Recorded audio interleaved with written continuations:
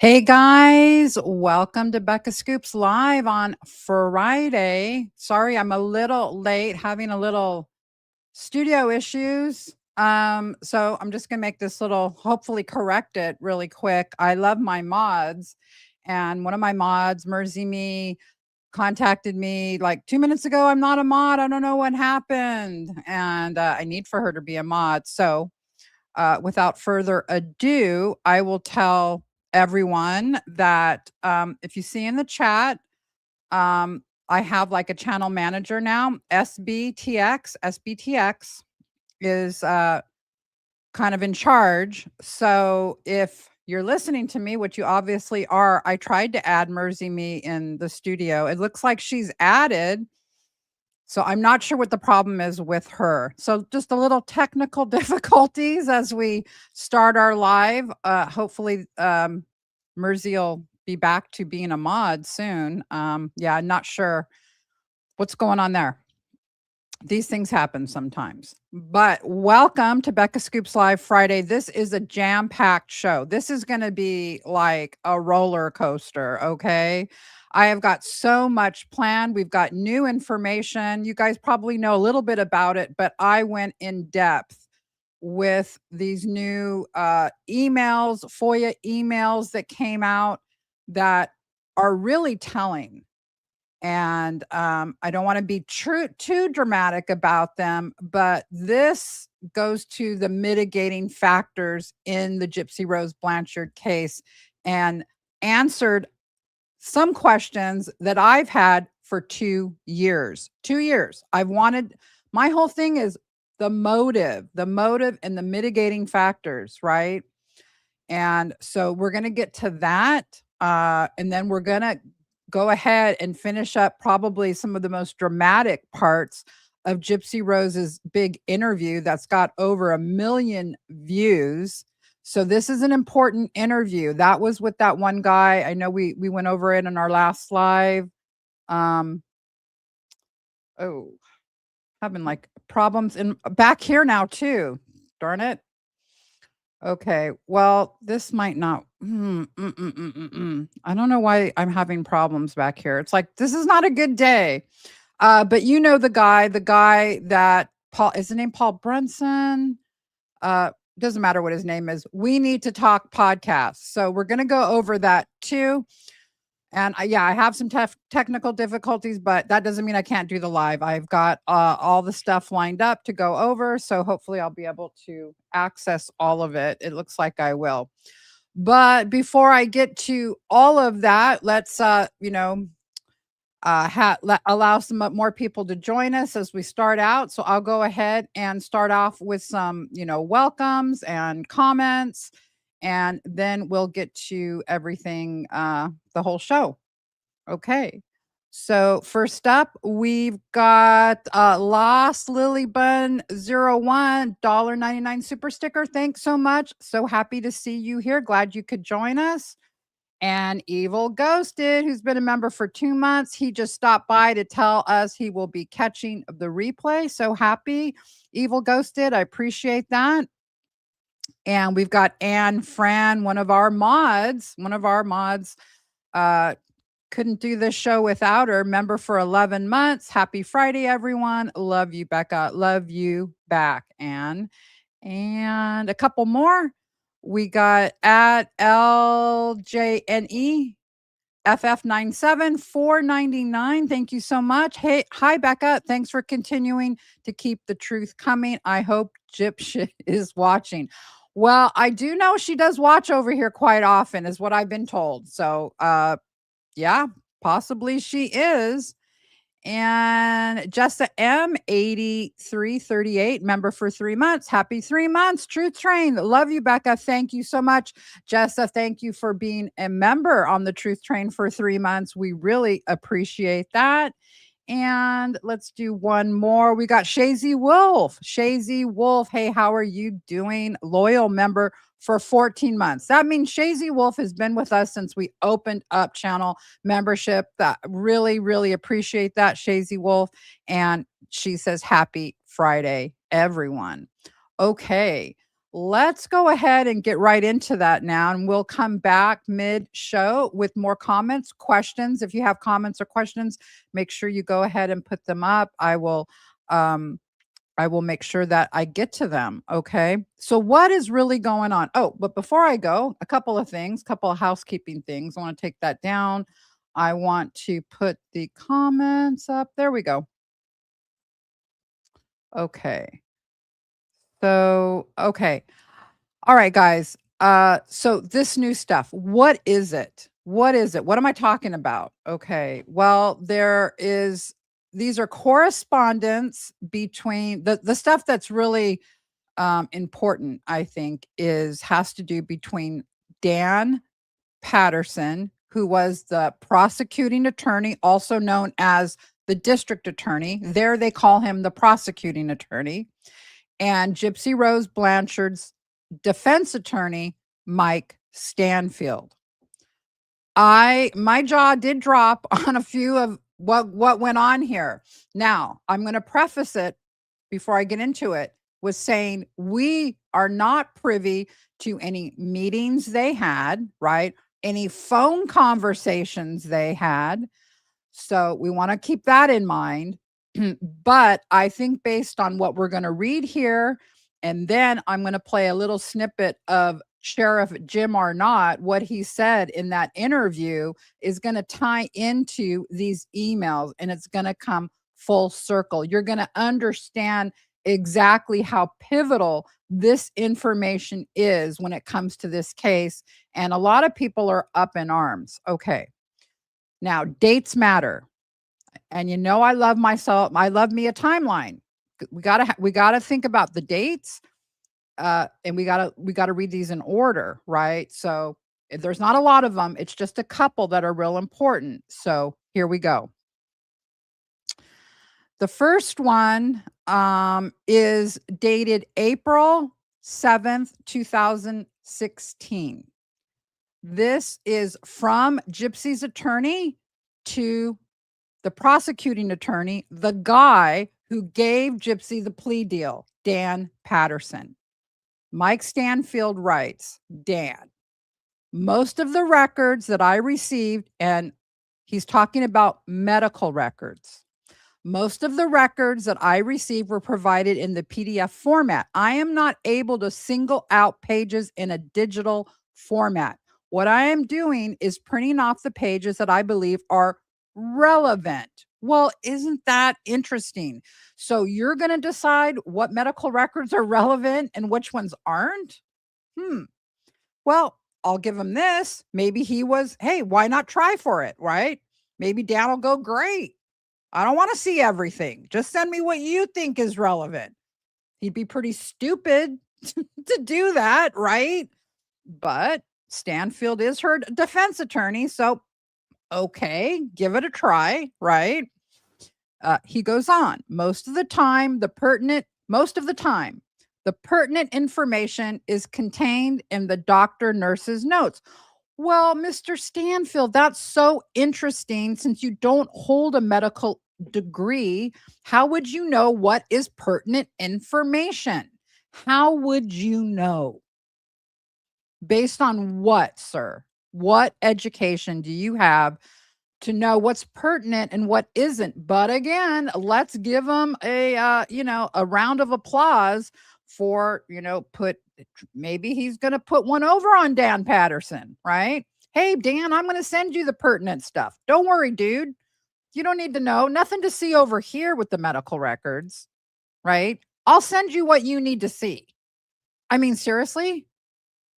Okay. Most of these records, however, also come with pages of test results, pulse and BP listings, etc. I don't figure that information is extremely useful. Oh, oh, okay. Thank you. I don't think you don't need that. Test results? Nah. What do you need that for? You don't need that. I mean, can you believe this? And again, that doesn't mean Dan accepts this. I mean, this is a game that defense attorneys and DAs play all the time. It's a game, right? Okay. In an attempt to cut that down and focus you in on the important information. I'm taking out most of the pages that contain the medical minutia and then highlighting and writing explanatory notes on the actual pages. Now, get this, gang. What is he saying here? Look, I'm cutting out all the stuff that's not important. And not only am I cutting out what's not important, I'm going to give you my own explanations in the side. So when you're looking at these medical records, you'll see my notes there, and I'm explaining to you what we're looking at. Okay, again, I didn't know you held a medical degree, but thank you very much, Mike Stanfield, right? I just wanted you to be aware that when you receive these, there will be pages missing. Mm, Okay. I have not cut out any documents because I believe they are negative for Gypsy. No, why would you do that? They are simply pages full of unnecessary medical information. Again, how is he the judge of what is important and what isn't? Okay. The items that I am providing and highlighting, I am making every effort to ensure that you get the full document containing the comments and information so that the context is included. If you would like a complete digital copy of all the records, yes, please. Should have been the answer to this. Yes, please. I would like the full digital copy of everything. That should be the answer to this, right, guys? I will be more than happy to provide that. I just want to focus you in on the pertinent information and make it as user friendly as I can, given the volume of the records. Well, you know what? Thank you so much for making it user friendly, right?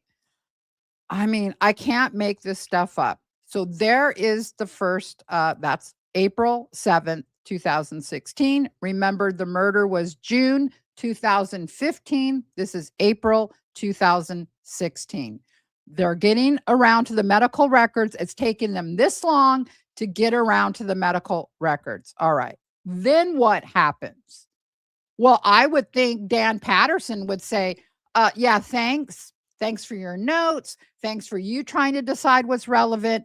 Send me every single piece of paper you have now. Okay.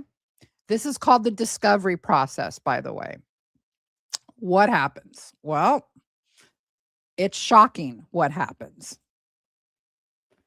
So this is, there's not, the date on this is May 4th. Okay. May 4th. All right. This is again from Mike Stanfield to Dan. Sorry it has taken me so long to compile everything. So from April 7th to May 4th, when Mike said he was going to send Dan all the records, at this point, he's saying sorry, meaning I haven't gotten to it yet. Sorry it has taken me so long to compile everything. What I will be providing is a stack of medical records. Each individual record is paper clipped separately to make them easier to read and for you to scan. I highlighted the information I believe is most relevant. In many cases, wrote next to why that information is inaccurate and put the true facts. So so he's saying I highlighted what I think's important. I wrote to you again. I'm explaining to you what you're looking at. Also, I have personal statements. Listen to this from both of Dee Dee's sisters, Claudia and Dorla, Rod and Christy Blanchard, a family friend from Louisiana, as well as some photos showing Gypsy when she was younger. Several news articles, the family located in Dee Dee's stuff dating back to when Gypsy was younger, and various other items. My thought was that I would turn these over to you and give you a couple of weeks to digest what's in them. Then you, me, and Clayt, that's another attorney that was helping Mike Stanfield, Clayt, have another sit down to discuss questions you have and fill in the gaps. We talked about trying to write out a timeline. Listen to this. We talked about trying to write out a timeline and explain everything, but given the scope of the time frame, I figured that would take me forever. And I would invariably miss something. Having a sit down after you read it all seems to be the simplest procedure. I will have everything brought to you today. There was one thing He goes on. There was one thing that we found when we went to the scene and that I wanted you. Now, listen to this. Okay. And I'm going to have some receipts on this too. There was one thing that we found when we went to the scene that I wanted you to have particular knowledge of because it shows, listen to this, the magnitude of what Dee Dee was capable of. Dee Dee's bedroom was chock full of junk in a binder stuffed under the bed. We located a blank prescription pad. Prescription pad. Remember, we've heard about this before, right? The blank prescription pad, the same blank prescription pad. And you see my red arrow there, my big red arrow. That is a picture of the prescription pad that Stanfield sent with this email. Why did he do that? He wants the DA to put all his focus on this prescription pad, which I found wacky and wild. And I'll tell you why after I go over this. This is just wild. Okay. I can't believe it, really. We located a blank prescription pad that was stolen from Children's Mercy Hospital in Kansas City. It does not have a particular doctor listed on it. It would have allowed her, however, to obtain any drug she wanted without having a doctor double check. To illustrate why this is so dangerous, in the mail that arrived after the police were at the house, there was a card from a pharmacy thanking Dee Dee for the donuts that she bought them and telling her how wonderful she is caring for Gypsy. Oh my God, this guy, right? As far as we could tell, Dee Dee filled prescriptions at numerous pharmacies. Yeah, dude, thank you for that. Did she fill any illegal prescriptions? No. The answer is no. Okay. You can investigate that. Okay. But this is a red herring. I'm telling you what this guy, what Mike Stanfield is trying to do here. Okay. As far as we could tell, Dee Dee filled prescriptions at numerous pharmacies and she kept records of what she filled at what locations. I included a photo of one such list so you can see it. In the discovery, there was a photo of the closet in the hallway. You guys, the infamous closet, medicine closet, okay, with all the medications in it. It was interesting to me for two reasons. Number one, there were tons of medications in there for Gypsy, which was on top of the hundreds of bottles of meds in the bedroom. The house was an absolute pigsty. Well, you know what? That's nice of you to say. Gypsy was 23 years old at the time of the murder. So that's on her too. Okay. However, the medications in that closet were separated and lined up. The only thing in that entire house that was organized was the medication closet. I will continue to look through things. And if I find something I believe you need to see, I will send it over. But what I have compiled in the main items that I give you, the picture of what is happening. So what he's saying, I'm painting you a picture. What's the picture he's painting? Dee Dee had this stolen prescription pad. And this is evidence. Notice what he's not focusing on, the medical records. He's not focusing on the medical records to prove Munchausen, right? He was trying to do a bait and switch in that first letter. Like, look, I'll tell you what you need to see in the medical records. In this one, now there's no mention of medical records. He just takes a big old picture of this prescription pad and sends that as an attachment and goes, here's what's really going on. This is super important, Dan. You need to see this. You're not going to believe this. Okay. So that happened. All right. I'm like thinking, does Mike Stanfield think Dan Patterson is just stupid? Because I would, if this was sent to me, I would be like, okay, great. Stolen prescription pad. Who knows who stole it? Who knows how it got in that location? And there's a lot of weirdness around that too. I'm going to play a couple video clips about the prescription pad in a minute, but that Stanfield really, really wanted to focus in on this, highlight this. It's kind of like a magician. Don't look over here what's in this hand, looks over here what's here, right? Don't look at the medical records, look at this. Okay. Now, we're hoping Dan Patterson didn't fall for this bullshit, right? We're hoping. What happened next? Now, that was May 4th. This is now May 11th, right? And Patterson now replies, Mike, thanks for the, what's it called? The mitigation packet. What's the mitigation packet have to do with? The reason Gypsy got the plea deal.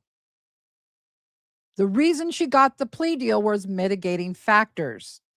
He's thanking him for the mitigation packet. What's in the mitigation packet? Well, so-called these certain medical records that Mike Stanfield wanted to highlight. You don't need to see them all, by the way.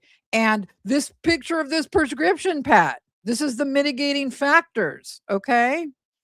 So, Mike, thanks for the mitigation packet. I have attached a medical release form that I would ask you consider having your client sign so that I can confirm her lack of actual medical issues with the jail through records and are visiting with the jail medical staff for the purpose of contrasting with the records you provided. So what is Dan Patterson wanting to do here? He's like, get Gypsy to sign this medical release so I can see what happened, what the doctors in the jail, because when you go into a jail, a county jail or a prison, one of the first things they do is they take you to see the medical staff, right? To make sure if you need prescriptions or what, they do a whole physical, a whole psych eval. This happens if you're going to be there for any extended time. Now, if you're just in the drunk tank, no, you're not going to be doing that. But she would have been, especially in her case, worked up by doctors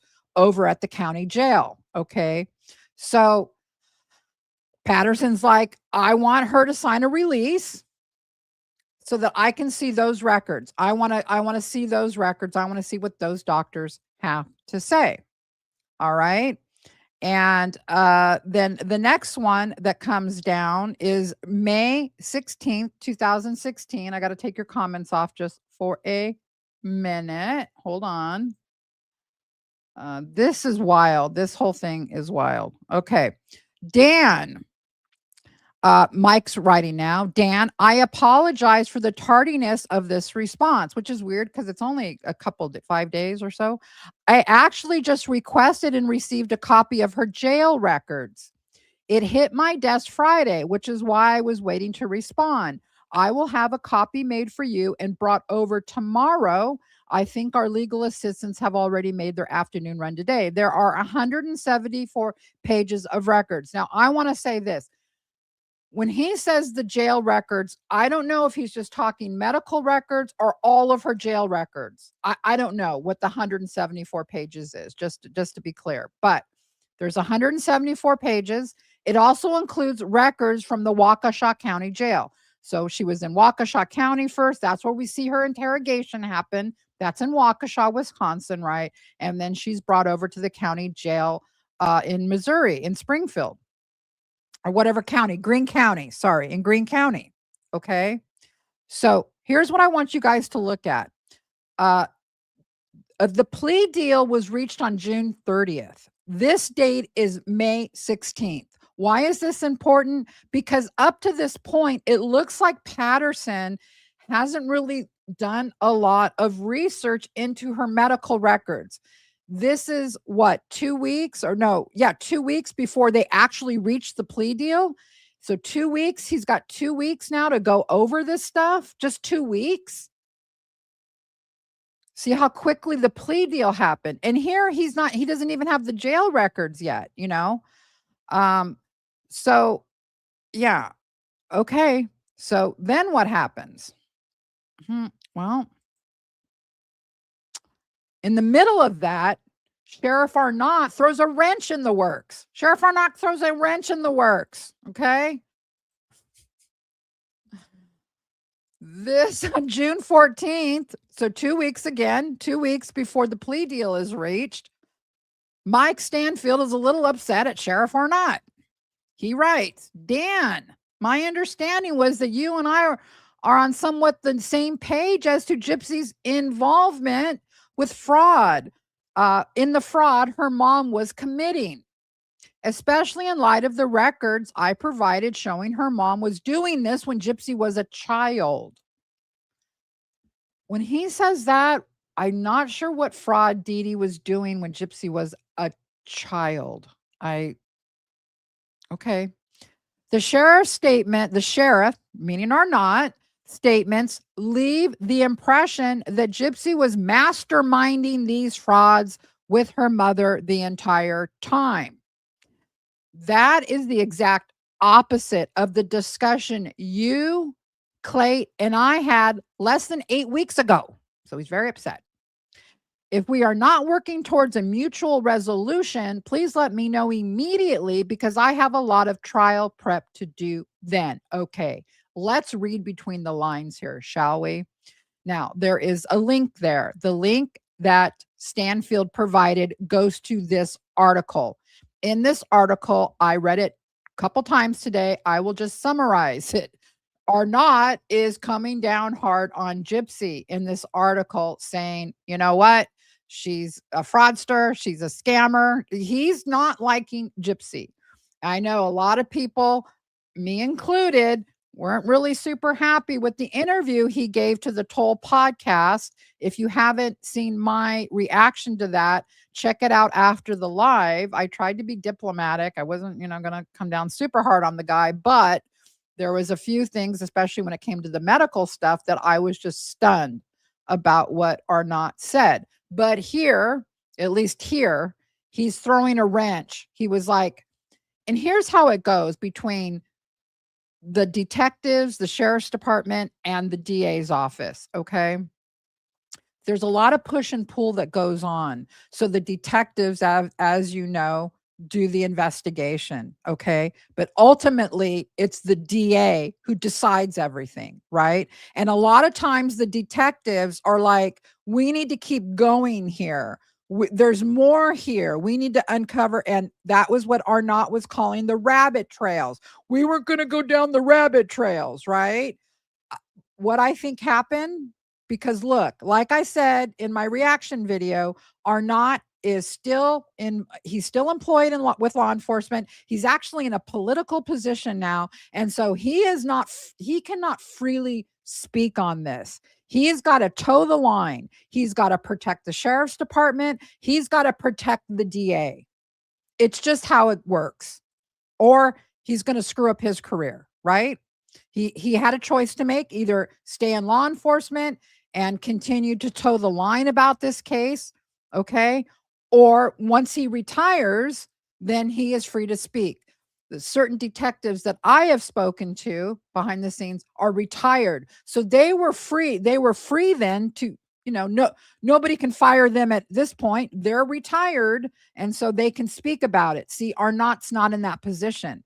So knowing that now, what I'm telling you, what I think happened here was Arnott went to the press when he felt Patterson was going to do this plea deal. This happens a lot with DAs and the law enforcement that's involved. What they'll do is when they're fighting, they'll go to the press. They'll go to the press and they'll plant a story. And what is the story supposed to be doing? He's talking to the DA with that story. He's saying, wait a minute with this story. Wait 1 minute here. Not so quick. That's what happened here. So Arnott was trying to get Patterson to stop he didn't think the plea deal should happen, at least not until the whole investigation was done. Now, is that what Arnott says in the interview? Hell no. He's not going to say that in the interview. He's still employed. He can't say it. This is how it works behind the scenes. So many times Mitch would come home. Mitch wasn't in any authority like a sheriff or somebody, but he was a detective who wrote up investigated the cases. And, a lot of times he would come home super frustrated. He was like, the DA isn't going to prosecute. This is such a slam dunk case. So this happens a lot. But could Mitch freely go and complain? No, not if he wanted to keep his job. right? I mean, they could talk amongst themselves with other detectives and stuff, but to actually go confront, no, you know, there's a lot of politics in any job you have, and so you got to toe the line, right? If you want to stay employed. Okay. So this happened, and this tells me, this was a big clue to me to say at least the people that were investigating this, and Arnott was just over the investigation. He wasn't actually investigating it. That was Hancock and some of other detectives that were doing that. But I think he was hearing from them, look, we're not done. We're not even, there is so much to go over here. There are so many, as what, you know, rabbit trails, what Arnott calls. We need to keep on this. Please don't, please tell the DA to hold off before he starts making a plea deal with this woman. Now, what Patterson's motivations were or were not, there's a lot of theories there, right? Why he did this. Because it was really ill-advised. Even Arnott says at some point in the Toll podcast interview that if Patterson, he said, if Patterson would know what he knows today, he probably wouldn't offer the plea deal. He said that. So, okay, so this happens. So then one other thing happens after this. This HBO thing happens, right? Which is another kind of clue. All right. This is our last part of this, and then we're going to get to the other stuff. But the HBO stuff is important. Okay. The plea deal is agreed upon on June 30th. It happens on July 5th. Okay. There's no way Patterson, there's no way he could have investigated the medical stuff. I think he decided to take the easy way out for whatever reason and agree with Stanfield and just say, yeah, you're right. Okay. Yeah. There was no investigation of the medical stuff. Not that I can see. Now, like I said in the beginning of this live, that I'm not privy to phone conversations. I'm not privy to the meetings that were held. I'm not privy to all of the investigative body of work here. So could there have been a medical expert that Patterson got to look at some records? But what records were they looking at? Were they only looking at the ones that Mike Stanfield offered? And why this weird preoccupation with the prescription pad? Why is that like the red herring in all this, right? The I think this HBO stuff also comes into play, right? Okay. So Gypsy's arrested in June 2015. In October of 2015, Stanfield, who volunteered to take this case, and I'll tell you why he did. This happens a lot in high profile cases when you're working at the public defender's office. If you're an attorney working at the public defender's office and you see on the horizon a case that's going to get a ton of publicity, you bet you want that case. You want to get out there. You want to make a name for yourself. So Stanfield wanted the case, okay? And it paid off for him big time when October 19th, 2015, HBO came a calling. So Mike Stanfield writes, Dan, I have been contacted by Erin Carr from HBO asking me to do an interview for a documentary. This is Mommy Dead and Dearest. She says that she is going to be here during the time of the next pretrial and that she is interviewing you and Sheriff Arnott. Wait. Did you hear that? Oh, yeah. Like I said in my last video, the DAs, they love themselves some publicity also. So does the sheriff. These are all political positions. They love it. Oh, yeah, we're going to be in a documentary. We're going to get some notoriety. Okay. So this is I just laughed out loud when I read this. She says that she's going to be here and that she is interviewing you and Sheriff Arnott too. What do you know? What do you know? I just like to verify what I am being told before I decide what to do with it. Thanks, Mike. Next email, June 22nd. So about a week before the plea deal goes down, Mike writes to Patterson, we need to get a time scheduled to meet on Gypsy. It seems that the current fly in the ointment is Clayt. He goes on, this other attorney scheduling conflicts. But here's the part that matters. Also, Ms. Carr, that's Erin Lee Carr, the HBO director, wishes to do an interview with Gypsy while she is here for that July 12th hearing. She has no, get this, in parentheses, she has no idea that a plea may be happening. This just so happens to be the date she chose a month ago to come and do this. I've been putting this off as long as possible. The punchline is the sheriff is not responding to her request to have access to the jail for filming. The only other option would be for the judge to allow the use of his courtroom after the hearing. I just want to let you know that was going to approach the judge about this. And guess what? The judge is like, cool, yeah, you can use my chambers. So you know that interview, there's an interview in Mommy, Dead, and Dearest. That's in the judge's chambers. Even the judge got in on it. Oh, yeah, you could, yeah, HBO, yeah, Nick's trial's coming up. Oh, don't worry about that. Let's go ahead and make this. I mean, it was so unethical to make this documentary. Right. But they are all on board. Sheriff Arnott, Dan Patterson, Mike Stanfield. They were just loving the limelight, right? Instead of doing their effing jobs. Sorry, but I got to call it, right? I got to call it, all of them. All right. The last one on June 30th, Dan, with the plea being moved to the 5th, I am going to make a request of judge, but I wanted to speak with you first so that we're on the same page. I'm may have told you this already, but Rod and Christy cannot be here for the 5th. Oh no. Their 17-year-old is having a tonsillectomy. Oh no. I think that day or within a day or two of that, they are flying up for the 12th. I'm going to ask the judge to hold Gypsy until the 13th so they can have a visit with her. In that same vein, HBO wants to do their interview with her. We have already received judge's blessing to use the courtroom. Frankly, I think that will cause less of a fuss than the jail.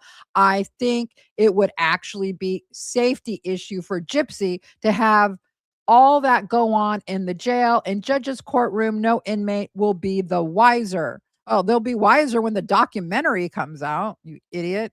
I'm going to contact judge to reaffirm that he's okay with all that. You okay with me telling him it's a plea, but we're trying to keep that quiet? So here's where we know they've got the plea deal. This is dated June 30th. So because Stanfield is asking Patterson, hey, are you okay with me telling him it's a plea? We have a plea, but we're trying to keep that on the low down. We're trying to keep it quiet at this point. So he knows why all the changes. Plus, he's going to need to be prepared, prepped for that so he isn't surprised and say something with all the cameras there, as he has a tendency to do. My announcement in open court to have her held will be just that. Her family can't come to the plea and had already planned to fly up on the 12th. We do this regularly, so it's not a big deal. So what's the takeaway here? What's the takeaway? There's no way Dan Patterson in 2 weeks went over all the medical records. Number one, he is not someone that's educated to go over the medical records.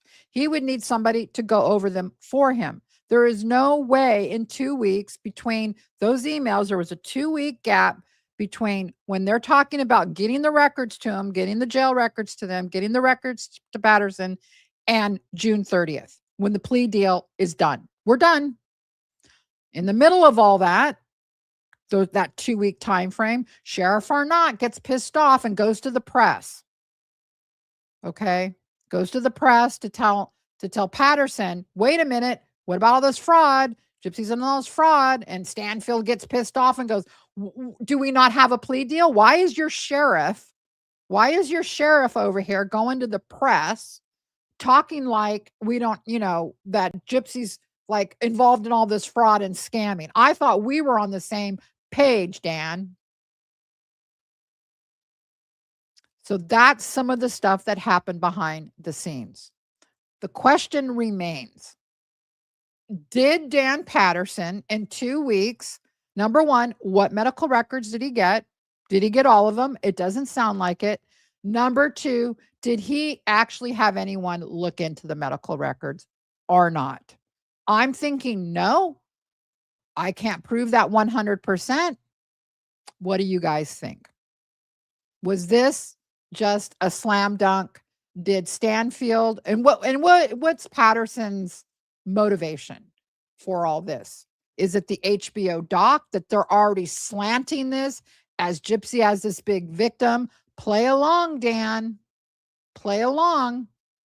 This is how the media sees it. This is how the mainstream media sees it, guy. You don't want to be the villain here, do you? That locks up that poor little girl for life. I mean, she was up for the death penalty, for Christ's sake, right? So was Patterson thinking about his own career, being in the documentary, looking good to the press? I don't know. That's just one motivation I'm throwing out there. There could be so much stuff that nobody knows, right? But clearly, Arnott went on the record with the Toll podcast. Guess who declined? Dan Patterson. Dan Patterson will not go on the record in this case. He will not. I wonder why. At least Arnott did. I'll give him that. But Arnott exposed himself, didn't he, with that interview, especially when it comes to the medical records, right?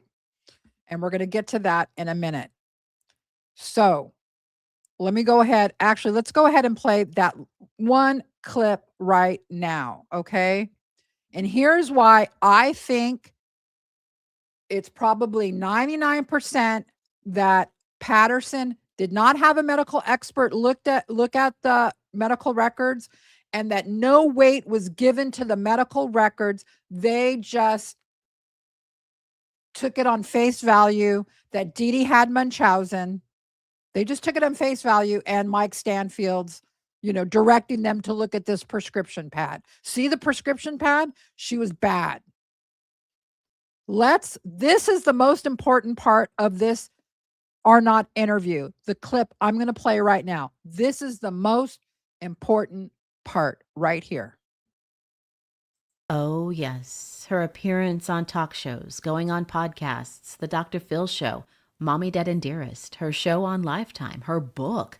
So many stories filled with lies that are easy to disprove now that we can see all of these videos, these private Facebook messages, computer searches, GPS coordinates. It's truly wild how much was a lie. Looking back at it after we watch everything, should she have got more time? I think everybody thinks that. What's a little bit odd is you think, oh, you spend, you get a 10-year sentence, you spend several years in prison, and maybe that gives you time to reflect and get counseling and understand. But if you watch any of those shows, you know that none of that took place. And so that's when you go, yeah, she probably definitely should have done more time. And, if the prosecutor had all the shows to watch and stuff before he got to make his decision, I'm sure he'd be influenced in a different way too, just like we all are now. I asked him about Gypsy's microdeletion diagnosis. It's very rare, 1Q21.1. When doctors discovered it, it answered... This is the part right here. Almost everything. All of Gypsy's medical problems could be attributed to this chromosomal deletion. Did his investigators know much about it as they worked the case? I don't know where that came in, when that information came in. It's been so long I can't remember when that was known. Do you know?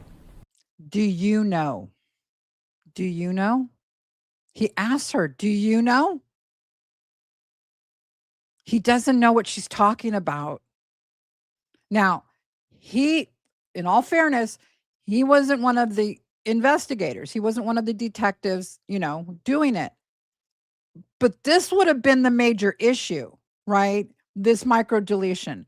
This would have had to have been known, number one, known, and then assessed by a medical expert to say, yeah, she had that, but this forensic psychologist still believes that Dee Dee had this Munchausen by proxy, right? This is the most important part, because if Arnott didn't know about it, because that would have been a big deal, it would have been one of the investigators would have came to him and said, Sheriff, we found this diagnosis for this girl and all these medical records. We found that Stanfield gave us, right? We found this. The question is, did Stanfield know about it? And if he did know about it, did he withhold it? Did he withhold it? Because you can't withhold evidence like that. You've got to give it over in discovery, right? That was part of those emails, where he was trying to get Patterson to agree to not taking all of the records. You don't need all of the records, right? You're not going to need all of those records, right? Let me tell you what's pertinent. Let me tell you what's important. I'm going to write little descriptions for you so that you know what's important, right? That's what Stanfield told him, right? Okay. So did Stanfield know about the microdeletion? Did he really go over the medical records with a fine-tooth comb? Question one. Question two, if he did know about it, did he withhold it? But I think it's pretty evident here, based on what Arnott is saying, that the detectives of Greene County had no idea about the microdeletion. No, they didn't know what that was. You could tell by the way he answered this. Oh, do you know about this? I mean, do you know? Do you know when it came up?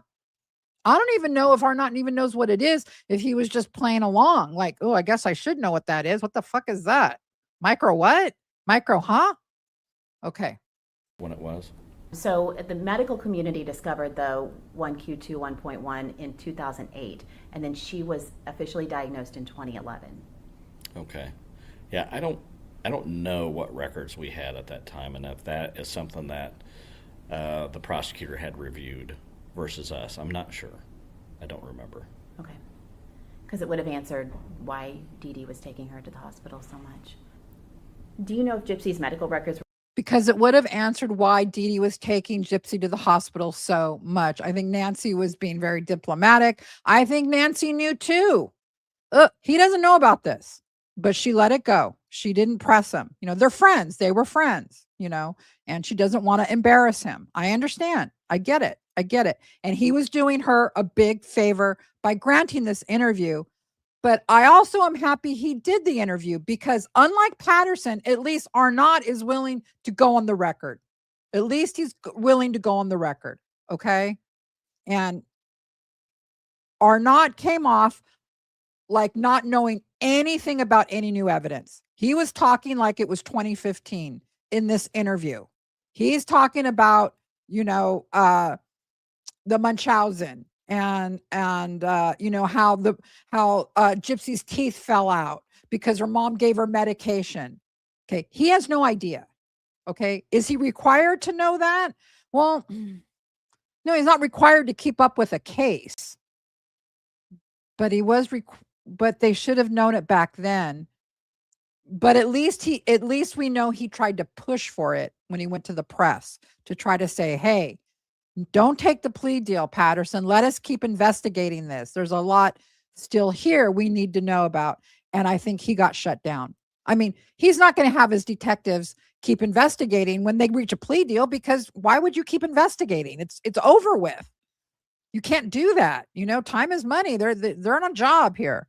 Okay. So I just wanted to point that out. I thought all of this was very, very telling. It did answer a lot of questions. Basically, yeah, it was what we thought. The medical stuff wasn't gone over, but Stanfield got a lot of help From who? The prescription pad. And who's behind the prescription pad? That was the shiny object that they dangled in front of Patterson that Patterson bought, right?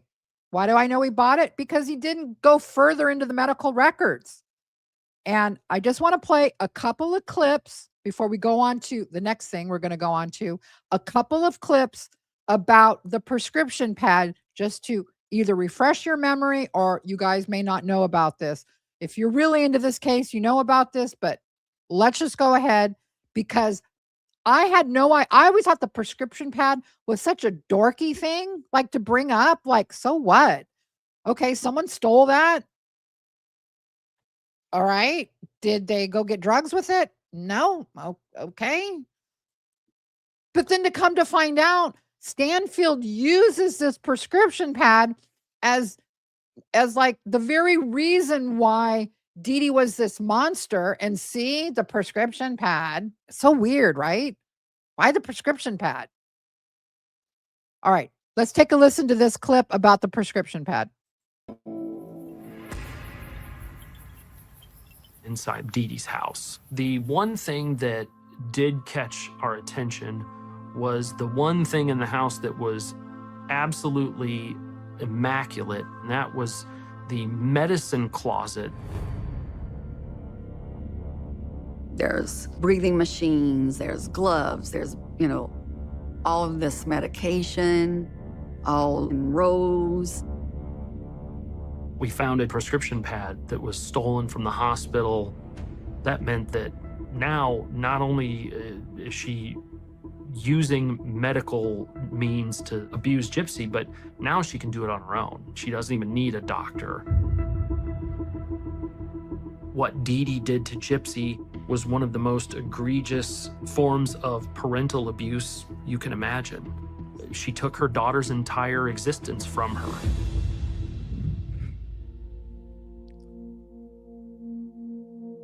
If I could go back. After what happened to her. Okay, so Shazy Wolf, are they related? They have the same ears. I think everyone's related in this story. I think they're all related. Okay, somehow, if we got like the, their genealogy, I think we would find that yes, Stanfield and Christy are like third cousins once removed, probably, right? I mean, I don't know. So Christy came up with that. Weird, because she found it, not the crime scene people. Crime scene people didn't find that prescription pad. No. Christy found that. Christy found it, right? Yeah, this is why it was like Gypsy would dramatically takes it to you guys may remember a couple of months ago, Gypsy dramatically takes it to the CVS, right? She finds it in a box, the prescription pad. It wasn't even like a full pad. It was like 3 or 4, like it was like really thin, right? All right. And guess who else was pumping the prescription pad story? And I always found this odd. I was just like, what's the big deal with who cares? What does that prove? That proves nothing. Gypsy could have stolen it. And the medications that were in the medication closet weren't even, they're like inhalers, over-the-counter medications.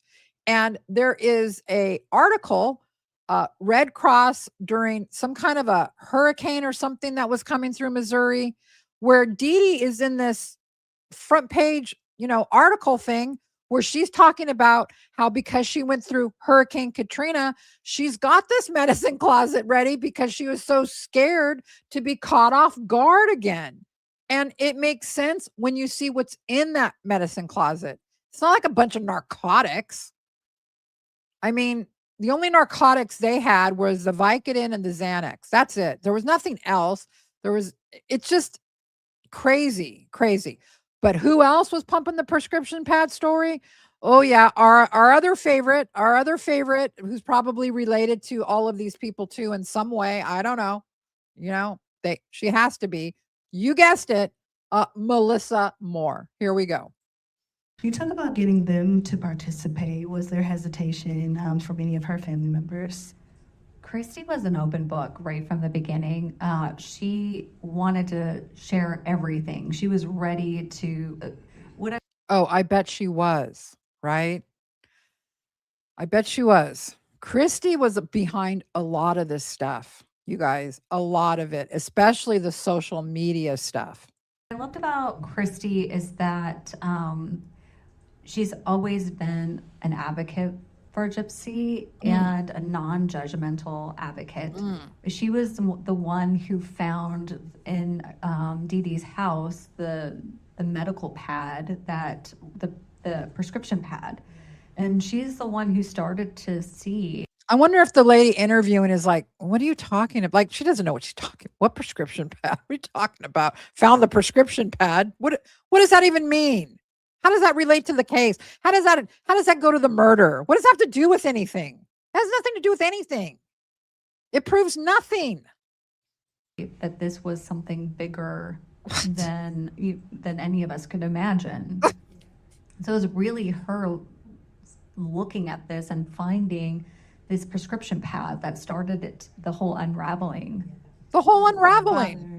The whole unraveling. It was the point of no return when they found the prescription pad. It is wild. It is. Any intelligent person looking at this would be like, okay, and what does the prescription pad, what does that prove? Does that prove that Gypsy got 30 surgeries that were unwarranted? Does the prescription pad prove why Gypsy picked up a powerful pellet gun and pumped Dee Dee with 30 rounds? I'm not sure what the prescription pad has to do with anything.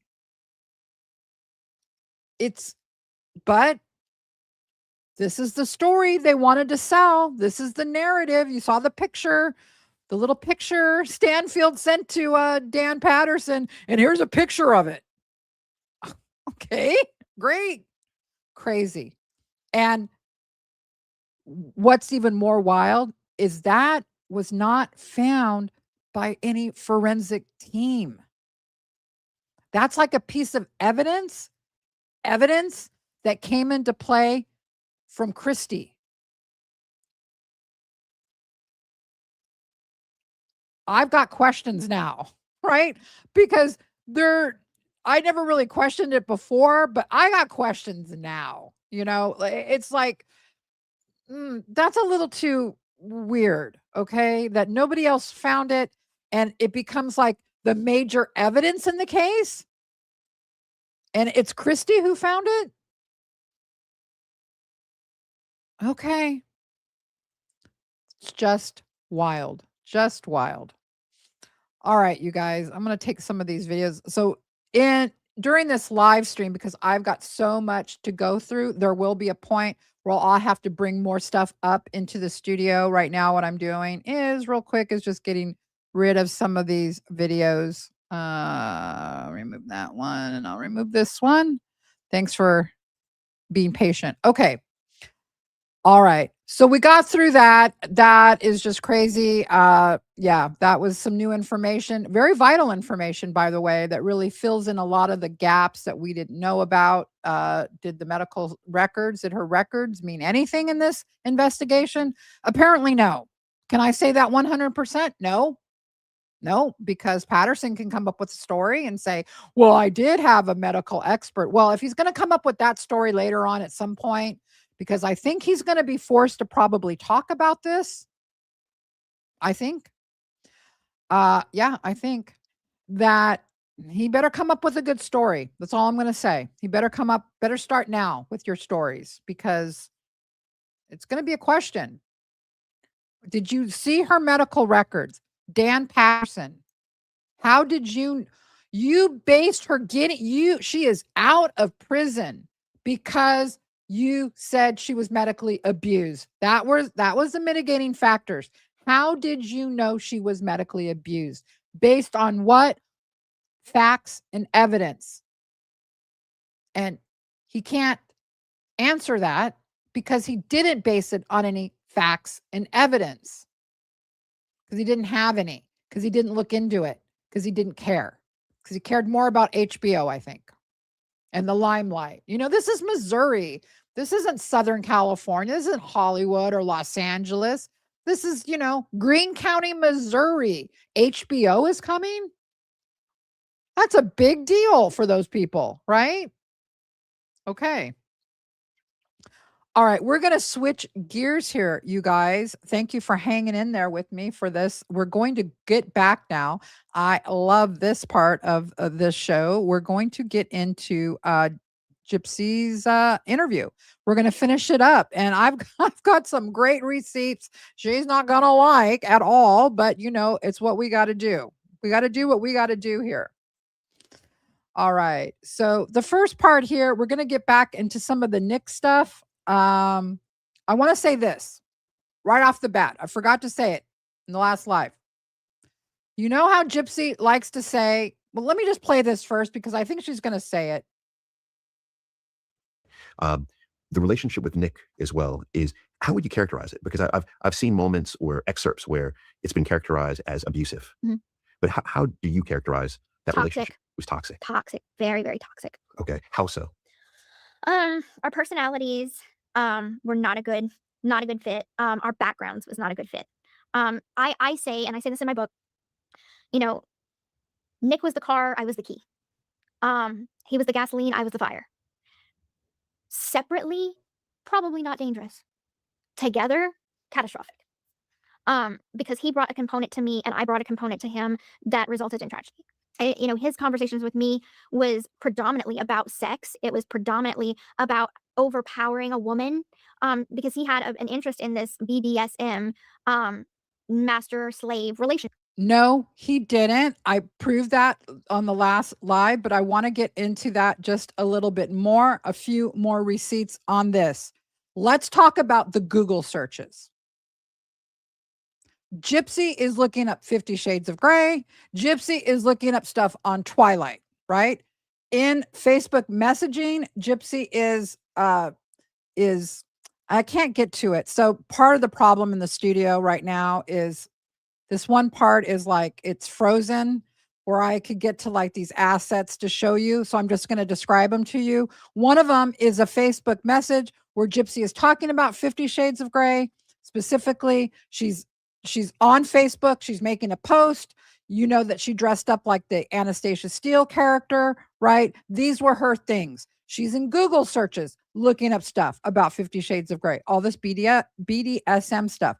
Guess whose Google searches have nothing about BDSM, nothing about 50 Shades of Grey, and nothing about vampires? Nick's Google searches have nothing about BDSM. There's nothing about vampires. He's not looking up stuff about 50 Shades of Grey or Twilight.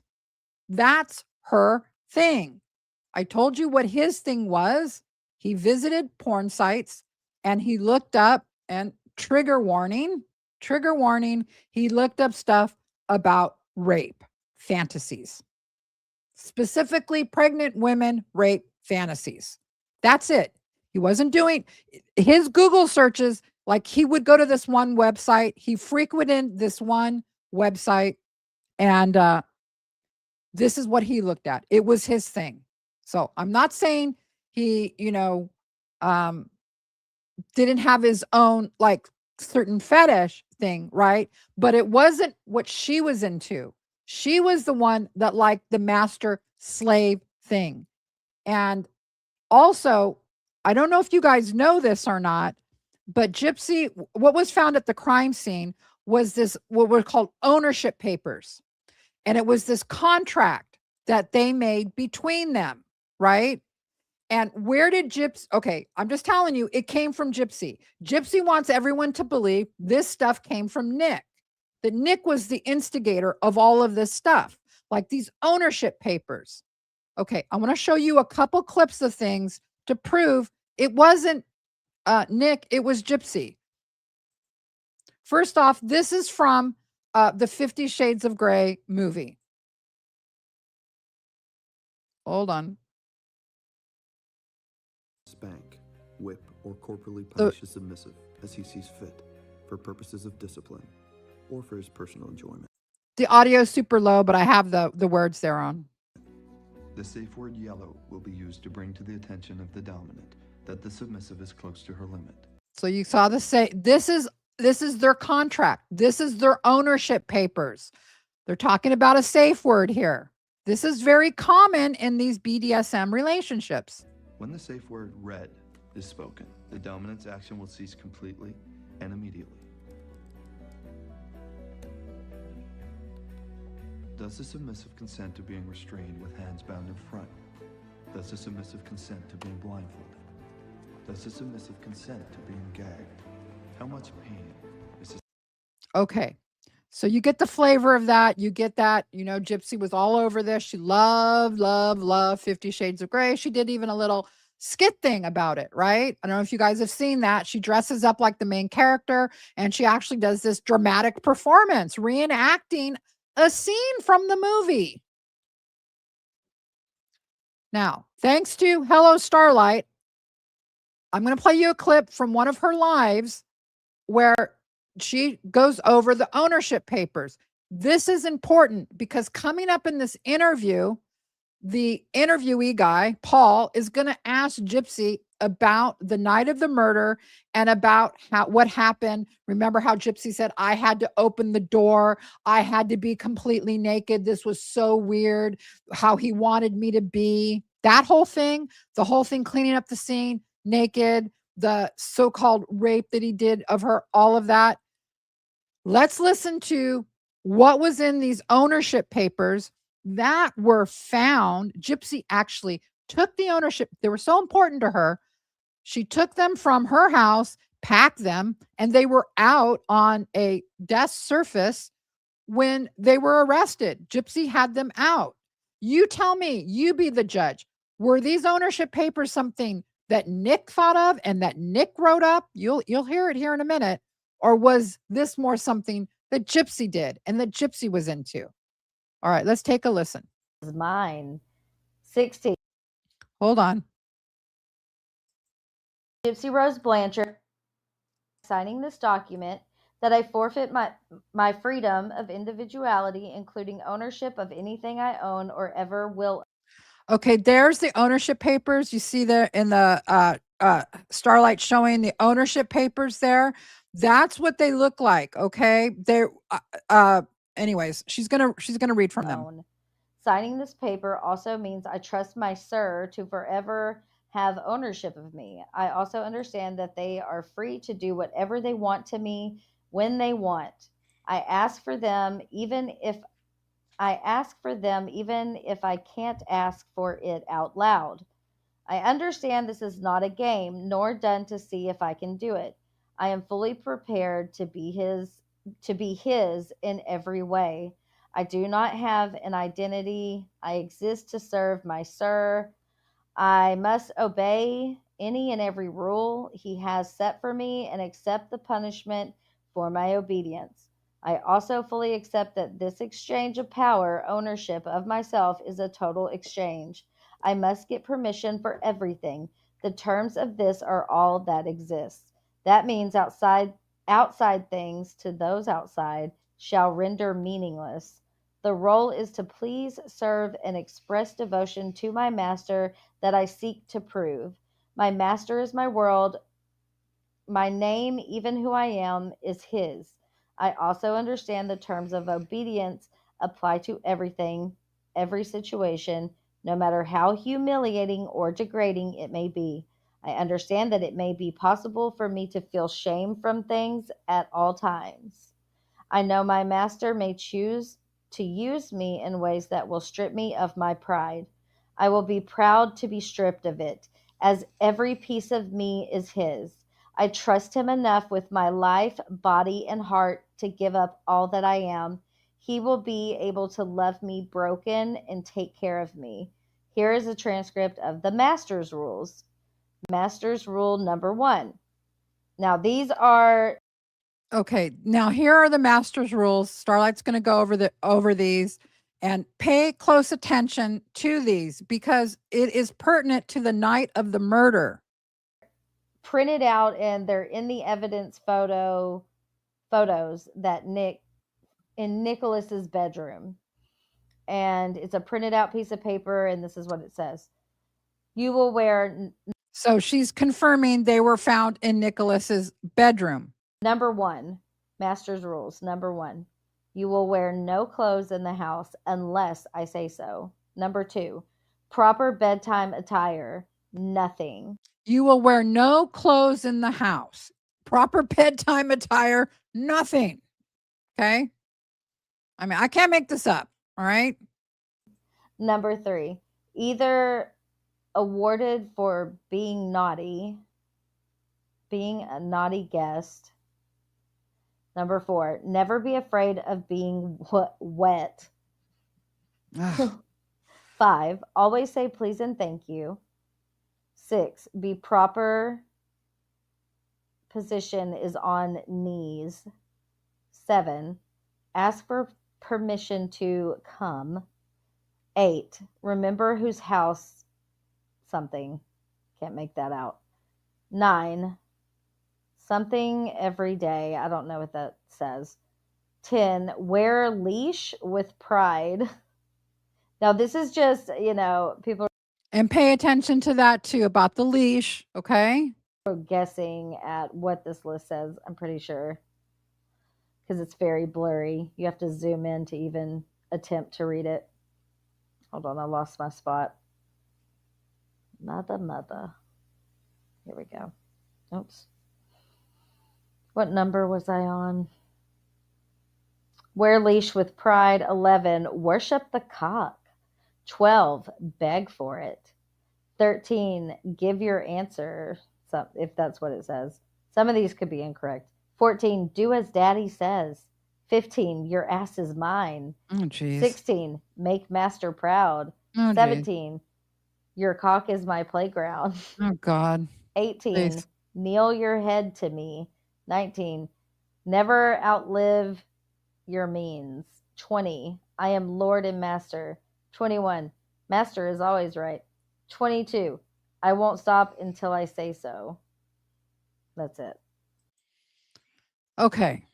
So now that you understand, they're carrying these with them. These are important to them. They're in one of the messages I can't pull up because my studio's all jacked up for whatever reason. Gypsy talks about we're living. I'm so happy with my whatever she calls Nick. We've been living this BDSM lifestyle for 6 months. It's not for everyone, but blah blah blah. I mean, she's just gushing about it publicly. Okay. I mean, the way she presents herself in these interviews is like, you know what? He was into it. It was so weird. It was so cringe. I was like, okay, no, you were the one, right? Okay. So those rules, we want to think about those rules, that this is what they discussed, they agreed upon, and then we're going to go back to this interview now and it's all going to come together. And he had this with his ex-girlfriends as well. So it was before me, during me, and after me. So this is not something I brought to the relationship. It's not something I brought to this relationship. He was doing that with his ex.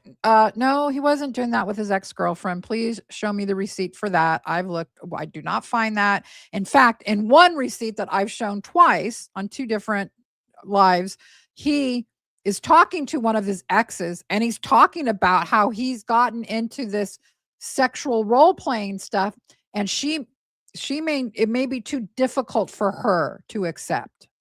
So he's talking to one of his exes like she doesn't know anything about this. Now, does that mean every ex? I don't know. I just have a feeling this was based on his internet history, what he looked up, what he was into. It wasn't this. Okay. It was just what I told you, straight rape fantasy. That's it. Okay. This is something that he had a thing for. And I had not heard of this sort of master-slave relationship until meeting him. And so 50 Shades of Grey. I can't get to it. Let me see. Oh, I can get to one of them. Hold on. 50 Shades of Grey. Check this out. This is on May 30th. This is the text between Nick and Gypsy. Gypsy writes on the right-hand side, the first movie I want to watch with you is 50 Shades of Grey. I also think we should start with soft, wet anal sex before big time anal. Thank God my sons aren't home and they can't hear me. Okay. So, pardon me, Gypsy. Pardon me. I did what I could to fulfill that fantasy for him. And that included making videos that we would send back and forth to each other. Those videos have now been released to the public. Is that what, because of the court case or for Yes. other reasons? Okay. Yes. They are quite humiliating because these videos were intimate. They're not meant for the public. They were meant for Nick and only at the time. But anything from, doing sexual acts to saying really disturbing things that I definitely regret later on now. Right. I think what's important for, I think, us all to understand too is, And we also know when Gypsy got to prison, she referenced this also. So it wasn't just with Nick. She was still doing these things or into these things when she got to prison. Here's one where she's talking about in the months or following year that followed, I believe the 50. This is how she talks about how she got into this relationship with Nick. Here's how she explains it. In the months or following year that followed, I believe the 50 Shades books became popular, and it became popular to have this style of a relationship. Okay?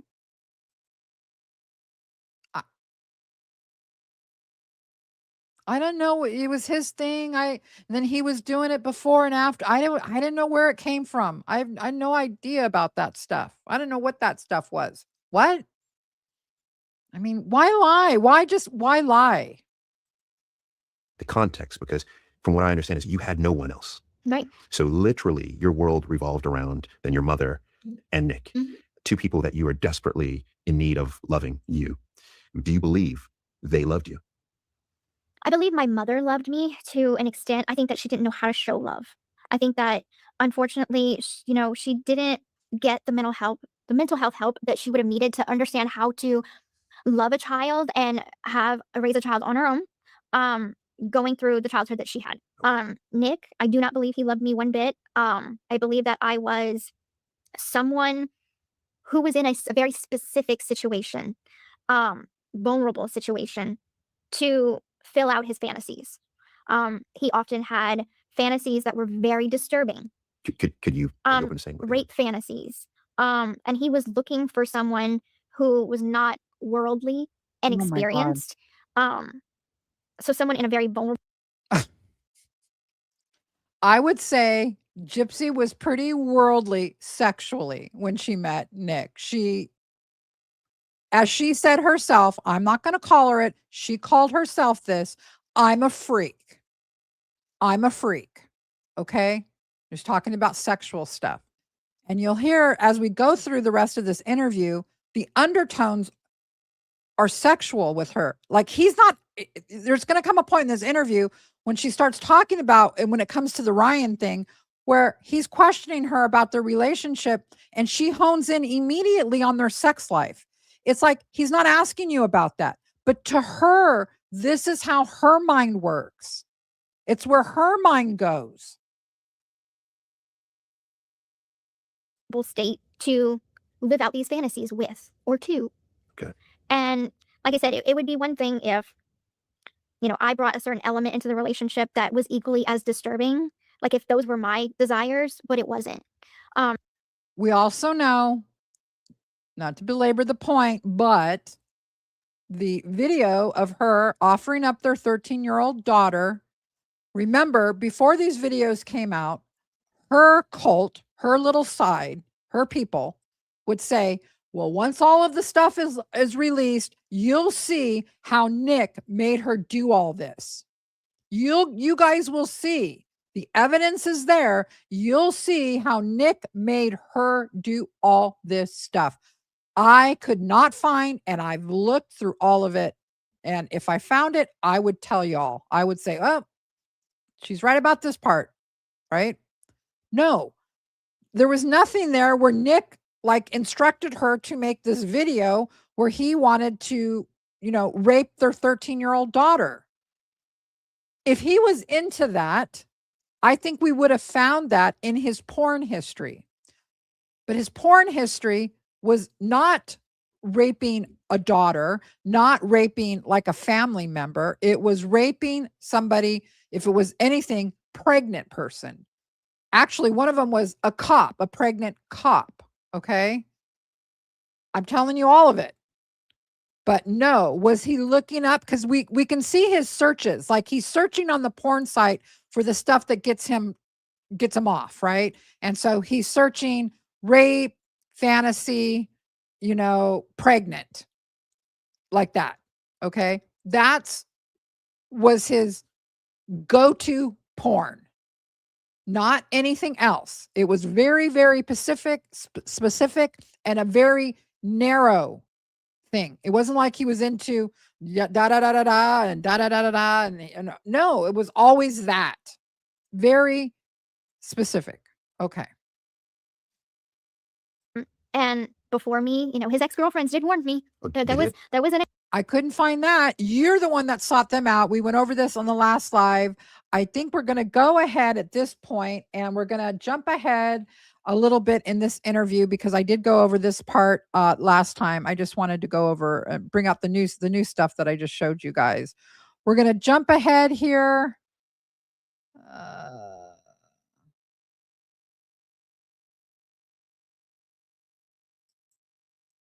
Okay. Trying to breathe and block it out. And I just remember one sharp scream and then nothing after that. And then I realized it was over.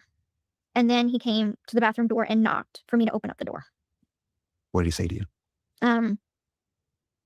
He didn't, I don't think, say anything. He had cut his finger. And so he wanted me to bandage him up. And he wanted me to be completely naked when I opened up the door. And so I was completely naked. And where did that come from?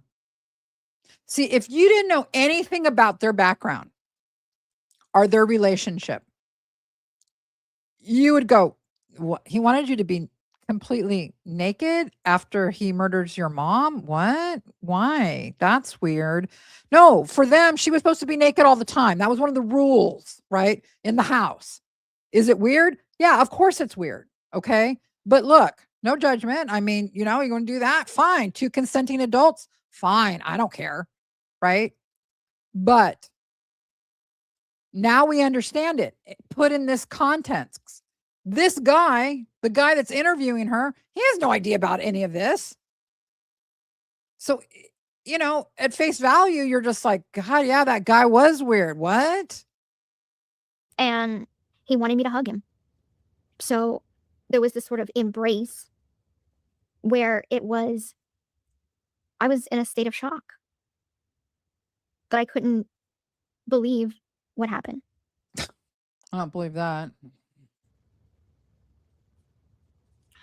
And now I better understand, knowing his previous desires and BDSM and what he had said to you previously. Now I understand why he said, when I come to the door, you should be naked. I understand that he then assaulted you. Yes. That specific. Okay. We went over this. You guys know that's not true. In the prison emails, Gypsy talks about in 3 different locations, 3 different emails. She talks about her sexual encounters with Nick Godejohn. In one of them, she describes herself as still virginish because, as I've told you guys, he had issues in the erection department. It was his problem. We went over his interrogation where he's trying to relate to the woman detective. Mahali. He's trying to tell her, yeah, I think I had like too much stamina, because she asked him, were you able to climax? Blah blah. And he's like, no. And so this was part, and I even did a deep dive on autistic men. There was this one study about autistic men. I won't get into that right now, but yeah, that was his problem. So no, there was no rape that went on here. Okay. There was no rape, at all. And even he said she was the aggressor with the detective. Okay. And he was being 100% with her. Okay.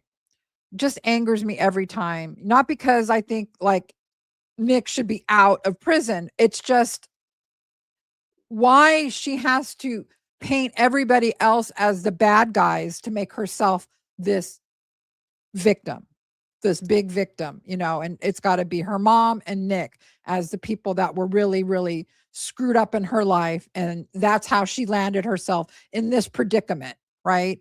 It was all out of her control. She was surrounded by Nick and her mom, and they were both, equally horrible people. Okay. I also want to point out that, and I wish I could access it, but it's part of my studio being screwed up. Remember, some of you will remember, this may be new information for some of you, but in the prison emails, she also talked to one of her guys that she was courting or whatever about how she had a kitty fetish. And she had a kitty fetish, exactly her exact words. And she really was into this place called the Kitty Chateau, right? And I have a picture of the Kitty Chateau. I found it, and they've got all these pictures of this place. It's kind of like, poor man's Playboy mansion for kitty fetishes. All the women are dressed up like kitties, sexual kitties, if you will. And in one of the pictures, in a lot of the pictures, these women are, they got the collars on, and they're being led around like they're a cat on the ground, like a leash, and they've got the tail on and the kitty ears on and the whole thing. And she tells this guy in this prison email, I'm really into that place. I want to go visit that place. But she wasn't into any of this stuff, right? Yeah. Was really difficult because prior to having the crime happen, he wanted to assault my mom. That was his fantasy. He wanted to assault my mom. I felt like that was too far. I can't prove that this wasn't true, but knowing everything I know, I highly doubt this also. I didn't see anything where he liked necrophilia or anything about wanting to rape a dead person, or there was no, I didn't see, that wasn't something he searched for on the couple of porn sites that he frequented. Okay. How do you prove a negative? You can't prove a negative in a debate, right? You can't prove a negative in a debate. I can't prove that, but based on circumstantial evidence, I would say probably this is something she came up to even demonize him further.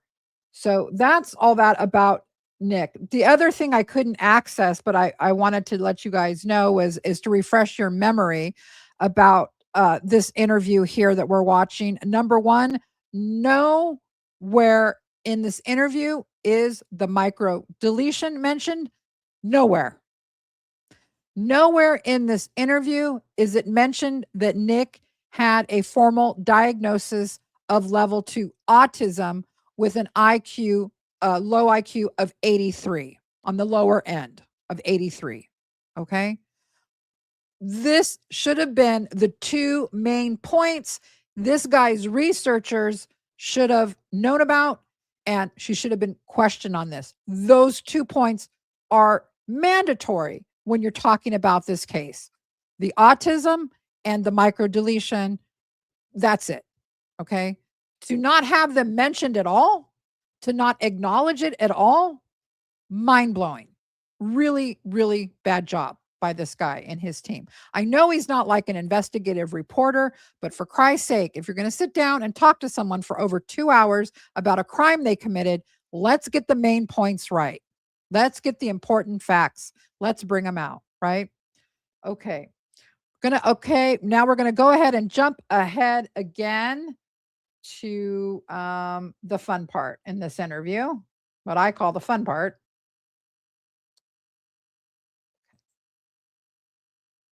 When someone passes away, all they have left is their name. And here she's talking about her mom. Let me back it up just a little bit because this is very important also. What was it?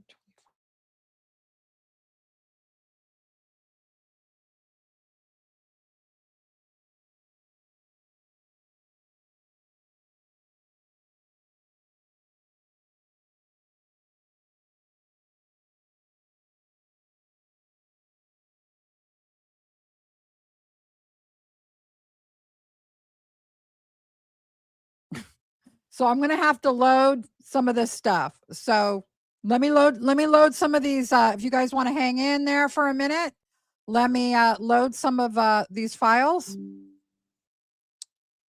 So I will load the files. Okay. Good. I make list on what I need in here. I'm so sorry. Absolutely. I'm going to load some of these files. It'll just take me about a minute and then we'll be back in business. Okay. Oh, wait, I have those. I have those, right? I'll be talking to myself for a minute. I have those. I have that one. Okay. Got to put my glasses on here. Hold on. It scared me because it's just like all the lights went out, you know, that feeling. And I'm like, oh, great. Brownout. Thank you, Southern California Edison. Pieces of crap as usual. You guys would not believe how much we pay for electricity here. So I live like kind of in the high desert area. Literally, when we're in a heat wave, and I'm not kidding you, there have been times when my electricity bill has gone over $1,500 a month. Not joking. Okay. It gets crazy hot here. All right. So I'm just getting the stuff up. Ryan controlling. Yeah. Taylor TMC links. Yeah, got that. Talking since okay, I'm gonna load a couple more videos here and then I'm so sorry, you guys. This is so unprofessional. I will be sending Southern California a very strongly worded letter. Okay, I got that.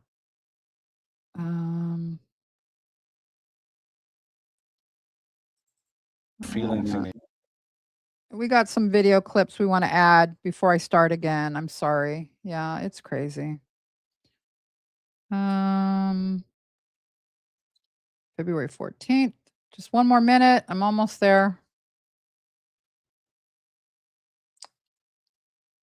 Oh yeah, we like this one. This is a favorite.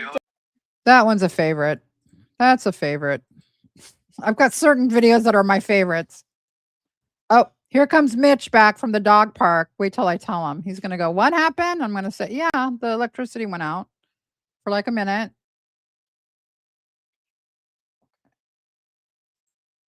That. And Unexpected. that. All right, that's enough for now. Oh, my light went off too. Okay. Okay. And share screen. Almost there. Hey, Mitch. Okay. No, I don't want to share that screen. Why am I sharing that screen? Remove. Sorry, wrong one. Okay. And you guys are so nice. Staying. No, not that one. This one. Okay, there we go. Now we go back to, good thing I make notes. 124.38. Okay. Keekins. Watch out, Keekins. Okay, here we go. Here we go. Remain incarcerated until just a few years ago. Yes. Yeah. Walk me through the case, because you made it clear to tell me right there, I was still in love with Nick. At what point do you fall out of love with Nick? Is it during the case? It was. I think, I look back on this too. Okay, she was never in love with Nick. She is in love with a fantasy idea of a relationship. Okay. She's not really in love with the person. She's in love with this idea, this fantasy. And especially so with Nick. Okay. She saw him as this guy that was going to rescue her. She saw herself as a damsel in distress. She gets off on that she needs to be rescued, that she's this victim. Okay. She didn't even know who Nick was. She didn't know anything about him, really. It was what she projected onto him, that, I love and adore you and blah, blah, blah, blah, blah. It wasn't real. It didn't feel real. Okay.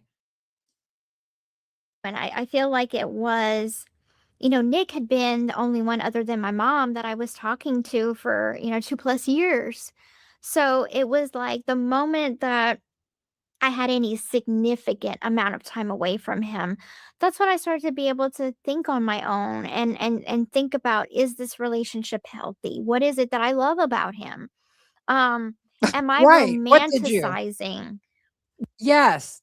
Yes. Not, it's beyond romanticizing. We all romanticize in the beginning of a romantic relationship. That's the infatuation stage, right? The infatuation stage. We've all been there, right? Where you see this person through, rose-colored glasses. They can do no wrong. You're in your mind, you're fantasizing. It's infatuation, right? It's not real. It's it a lot of serotonin goes on when you're having this infatuation phase. And I think we've all felt it. And it's a good feeling. It's a wonderful feeling.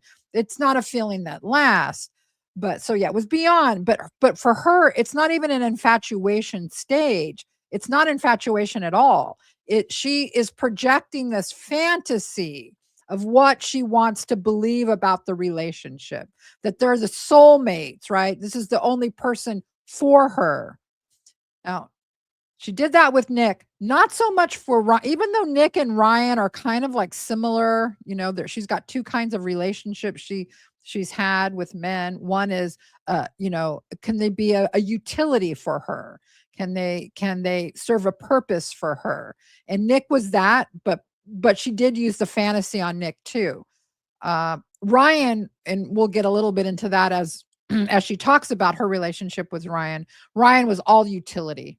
She didn't romanticize that relationship at all, The crime that we just committed, as an act of saving me? Or is there something more sinister that I didn't see before? Okay. And then during that time, you're going through the court procedure. Mm-hmm. You're now off the opioids. Mm-hmm. Mm-hmm. I know that you've reflected upon that murder Mm-hmm. multiple times. What's then your feeling towards your mother and what happened? I was so upset with family and with Listen to this part, especially. the media, because we're only allowed one legacy in this life. When someone passes away, all they have left is their name.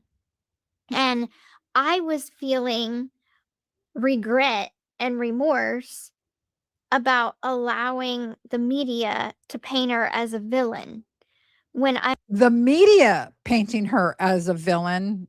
Okay. So she wanted this guy to believe that she had remorse. She wanted these people that are watching this interview that know maybe they watched Hulu, maybe, they have a very cursory knowledge of Gypsy Rose Blanchard.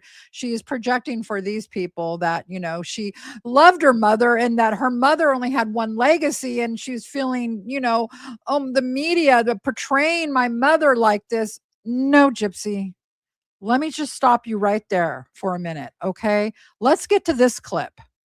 And then in a minute, we'll take a break, guys. I'm sorry because we had this Edison problem, brownout, but let's listen to Gypsy talk about her mother. This is about 6 months ago. Going back to, people saying, take accountability. Do you know, I think I figured it out why they say that. It's not because they don't focus on the fact that, yes, I took a plea deal. I pleaded guilty. This is how she really feels. She's putting on an act with that guy, right?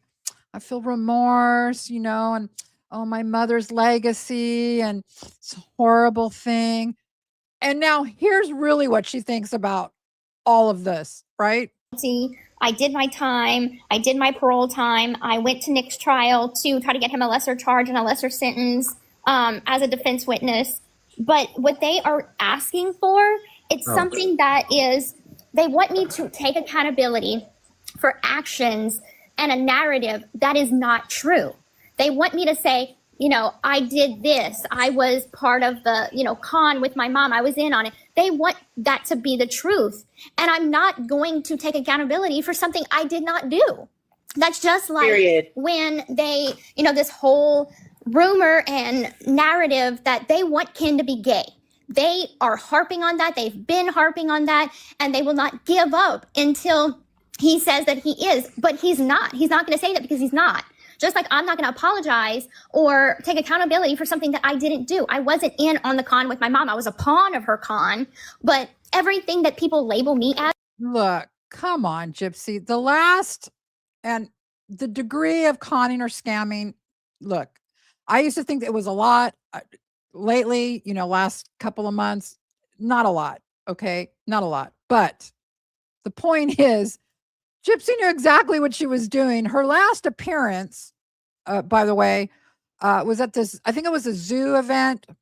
And it's when she's in a wheelchair and she doesn't have her teeth in. This is this is days before the murder.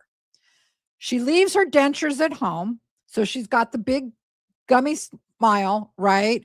She's dressed up like this little kid, right? So, just think of it. No teeth in the front.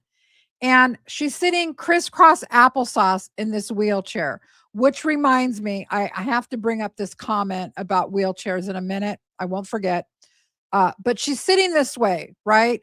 And she's playing the part. She is playing a part at this. Why would you go to this event looking like this, right? Okay. On this app, my mother was 10 times full, and I should not have to pay for the sins of her fucked up choices in life. That was her. This crazy Blanchard. I'm sorry. She was a fucking con artist, and she was a shit piece of mom. Like, she was not. She was a fucking con artist, and she was a shit piece of mom. Can you imagine if she said that during that interview to that guy? Can you imagine? Can you imagine? No, this is the real Gypsy. This is what she really thinks. But she's playing a part in this interview. Yeah, she was a shit piece of mom, right? All right.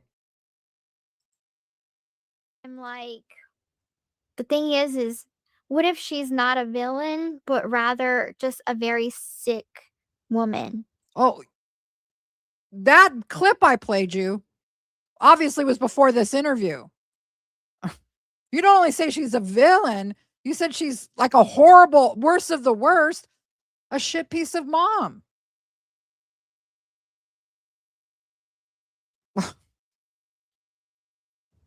That needed help.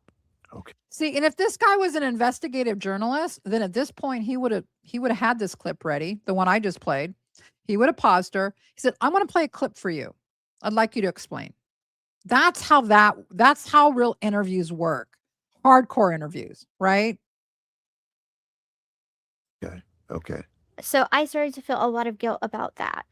And then upon getting to prison is when I started to feel the pain and the loss of, okay, I'm never going to see her again. I'm never going to be able to have this closure moment to ask her, well, why this, why that?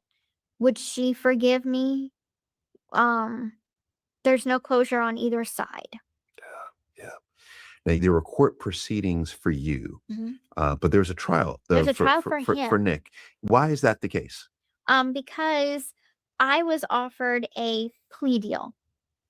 So listen to, now I've lost all the documents, but I showed you at the beginning, meaning I lost them out of my studio when I had the brownout, of the emails between Dan Patterson, the district attorney, and her defense attorney, Mike Stanfield, right? So we know how they came to the plea deal. We know they didn't look at any mitigating factors, right? Okay, and she knows all this. She was privy to all of this information. So let's listen to how she paints how she got a plea deal. The prosecutor felt like there was enough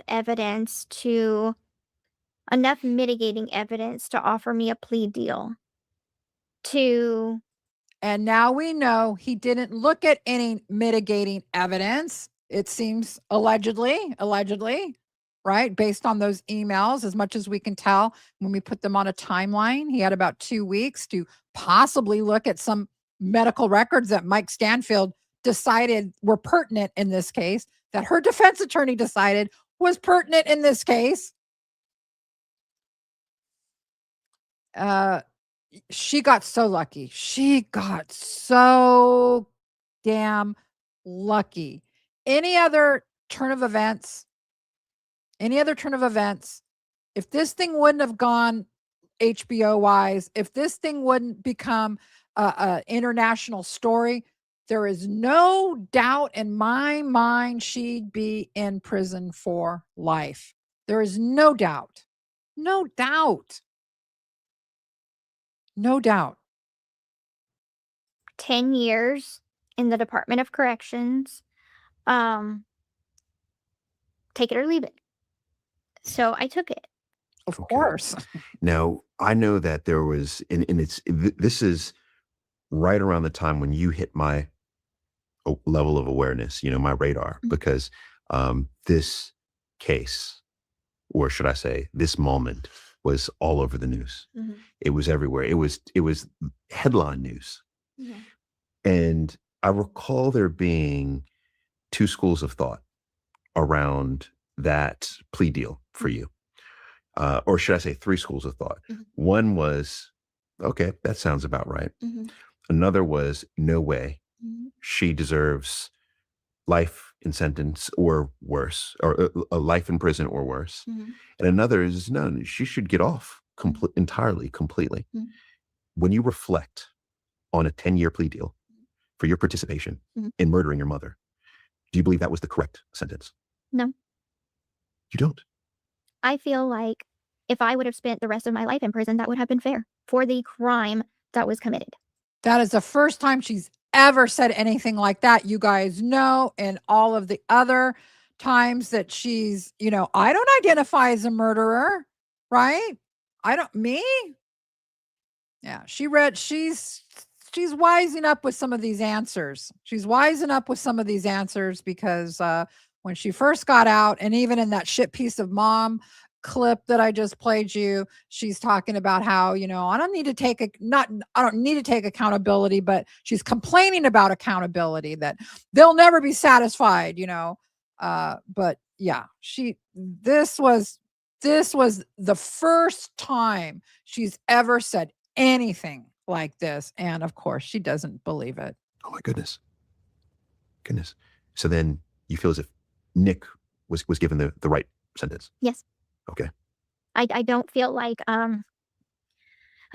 he should be free. But I do feel like he does need a lot of mental health therapy that needs to be done with him. And prison does not rehabilitate you to the best of their ability in the mental health space. They just don't. But yeah, if that would have been the outcome, that would have been fair for the crime that was committed. Now, do I also understand where the prosecution was coming from by offering me mercy? I do. Okay. So she says so herself. I get why I got my plea deal. She's calling it mercy. Because this is all about how she was medically abused, right? So she's leaning into that with him. I get why the prosecutor gave me only 10 years, rightfully so, basically, is what she's kind of saying. I'm appreciative for the second chance that I've been given. But I understand where people are coming from with feeling like the sentence didn't match the crime. Okay. Well, that's profound for you to say that. Very profound. Were you aware of the media attention? Oh my God. That the story got around the world, but namely in the United States? Not to the degree that it was. You hear a little bit. Of course she was. They were all over that. She opened up social media accounts, had Rachel Garlick open TikTok. She had Facebook. She was, making money they were making money. They were selling merch. What are you talking about? You didn't know. I had no idea I was kind of famous. No. Jesus. from other inmates and what their families tell them. But there is not a lot, especially in jail. You're not even allowed to read your own articles. If they make a story and you're in it, they take it out, they rip it out. Oh, interesting. Okay. So all of the papers had like these little cutouts and holes and everything because obviously. Oh, one good thing is after the brownout, Southern California Edison, I'm just going to real quick take this down. I was able to access some things I couldn't access. So here's the Kitty Chateau picture. There's the Kitty Chateau picture. Okay. Her kitty fetish. Here's her email about the chateau, talking about how she has a kitty. I love kittens so much. I also have a fetish called kitten play. There is a house called the Chateau. She spells chateau, the French word, Chato. Don't be petty. Don't be petty, Becca. It's kind of like the Playboy Mansion, but it's with people for this fetish. I'd like to visit it. Okay. In this interview, there is no mention of Nick's diagnosis, but let's remember how Gypsy called him an autistic little buttercup. This whole thing Gypsy wrote several months ago when a couple months after she was still with Ryan, got out of prison. My husband is a special education teacher, but I support people that actually have she says, but I support people that actually have real disabilities, that they can't even function in normal society without guidance, so much so that they can't even speak because they are so challenged. Those are the individuals that need to be advocated for, not individuals that claim to have a disability. Gypsy, he's not claiming to have a disability. He was on disability for it. The government issued, he went to government doctors. Do you know how hard it is for some people to get on disability? Well, it wasn't hard for Nick because he's got the level 2 autism. But she said some people that claim to have a disability but know the difference from right and wrong and should be judged by a court of law based on their ability to know right from wrong, which my co-defendant does, and that's why he is still in prison. The court and every bit of evidence that the public does not. There is a reason why he's still in prison, and it is because he was well aware of his choice, whether the public wants to believe that or not. That is why every appeal has failed. Oh, so you read the text, she goes on, where he said he was excited. Here, listen to this. Oh, so you read the text where he said, Nick, he was excited and going to enjoy doing it, meaning the murder. And that is who you want to set free. Sorry, that doesn't sound like an innocent, autistic little buttercup to me. So there's her real feelings on Nick and his disability.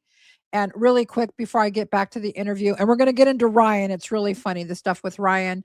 This is a comment from one of our loyal followers to this channel, Joe, who happens to be in a wheelchair. And Joe, I kept forgetting to bring this up. She wanted me to bring this up about people who have disabilities that are in wheelchairs that can still walk. Okay. So Joe said, please address the concern we discussed regarding ambulatory wheelchair users that we discussed months ago. I wrote you an explanation. You and I both know the issue is Gypsy was said to be paralyzed, but without clarifying that people use wheelchairs for different reasons, and seeing someone stand or sit crisscross applesauce or push off with their legs doesn't mean they don't need a wheelchair. But even with paralysis, there are varying degrees. I have an incomplete spinal cord injury at the cervical level. I use a wheelchair full time, but I can stand and pivot and use my legs because the injury is incomplete. My entire spinal cord isn't injured. Gypsy has made life harder for wheelchair users. Please dispel the myths. Please don't propagate them. Okay, Joe. Well, there you go. As promised, I went over that. I apologize if I was propagating anything about, the way Gypsy sat in it, the wheelchair. Of course, there are so many people that use wheelchairs at varying degrees of mobility, and they need them. And yes, it does suck that Gypsy has kind of given some of those people a bad rap, if people, So, all right. That was just a little side note. Let's get back to the interview. We're going to fast forward here to when she was in prison. I'm going to hold off for all the comments since we had a problem with this live stream at the end. So don't worry. I'm going to get to all of your comments at the very end. So stick around. We've got this Ryan stuff that we really need to get through. Ryan and Ken stuff. That for me, but it's the truth. In prison, I was able to, find myself in a controlled environment, but I was able to make friends. Making friends is not easy, especially as an adult, but I was able to make choices for myself, discover who I am, discover what kind of music I like, run around, go to the gym, go to school. I got my GED while I was in prison. So Okay, let's talk about that, right? Let's talk about the being in prison and let me see if I have it because this is a really big point about her prison stay, what she says about prison and what the truth is. I guess I don't have that up there. I can bring it up. All right, hold on. I want to bring up this one thing about her being in prison that's really important for people to know. It got kicked out when the Edison thing happened. I had it up in here. Just take me a minute to find it, but it's a really important point that I think people need to know about. A lot of people don't know about this. You guys that are really into the case do know about it. Where is it at? Here it goes. Here we go. Okay. When Gypsy was in prison for a time, she was trying to get out. Okay. She was trying to get out early.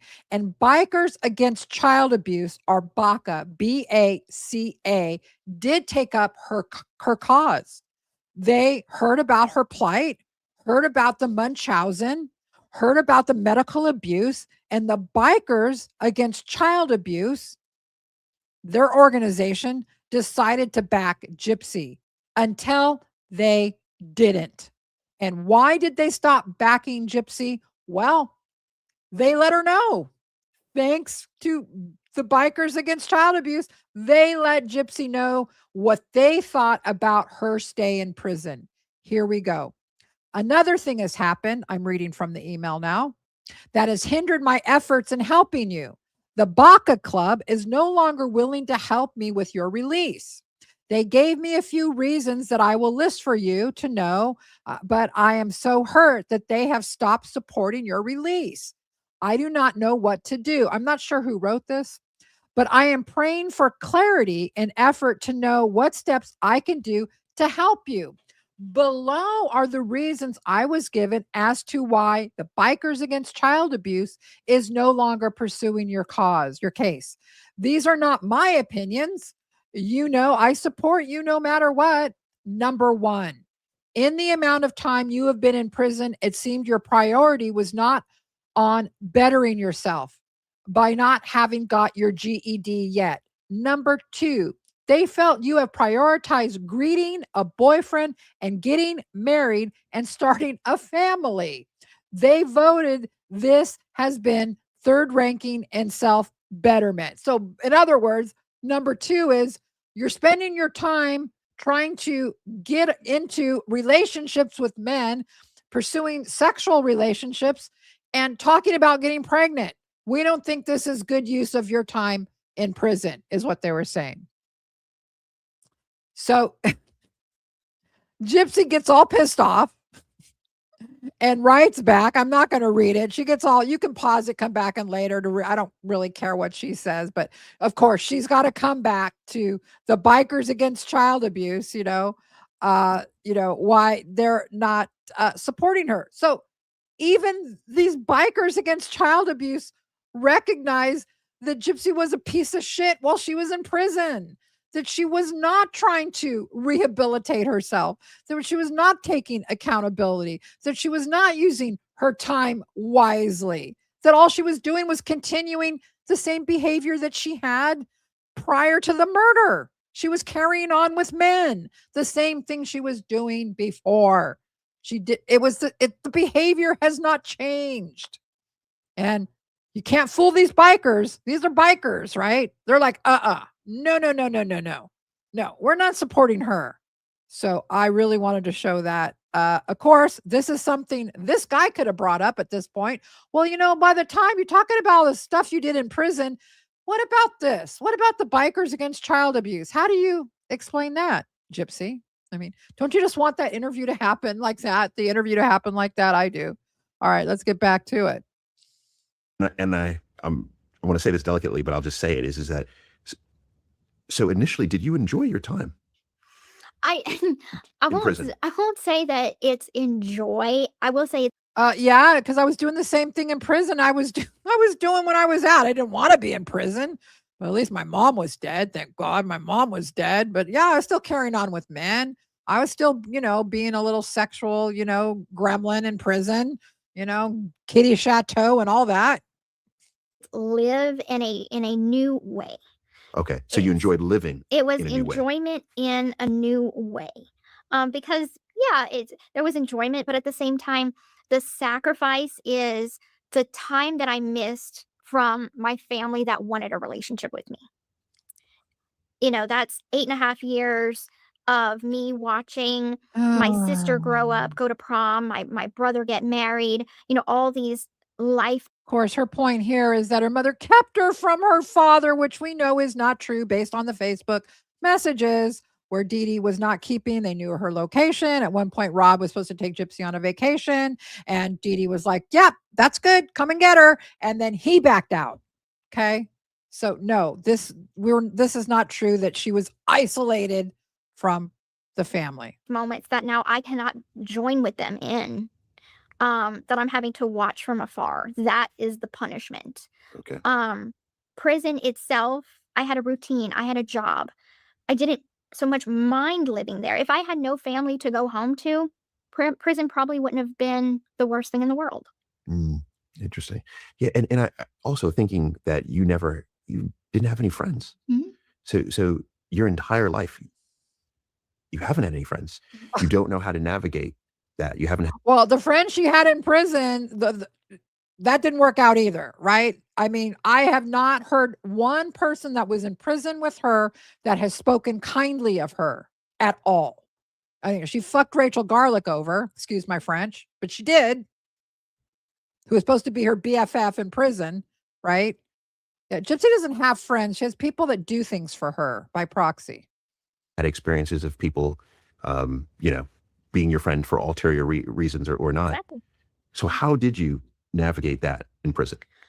I'm still navigating that to this day. Okay. Oh, But butter. I will say I was blessed to have two really good friends that I'm still I don't know who she's talking about. We're going to fast forward to, I want to get to, okay, it's coming up now when she first met Ryan, this whole thing.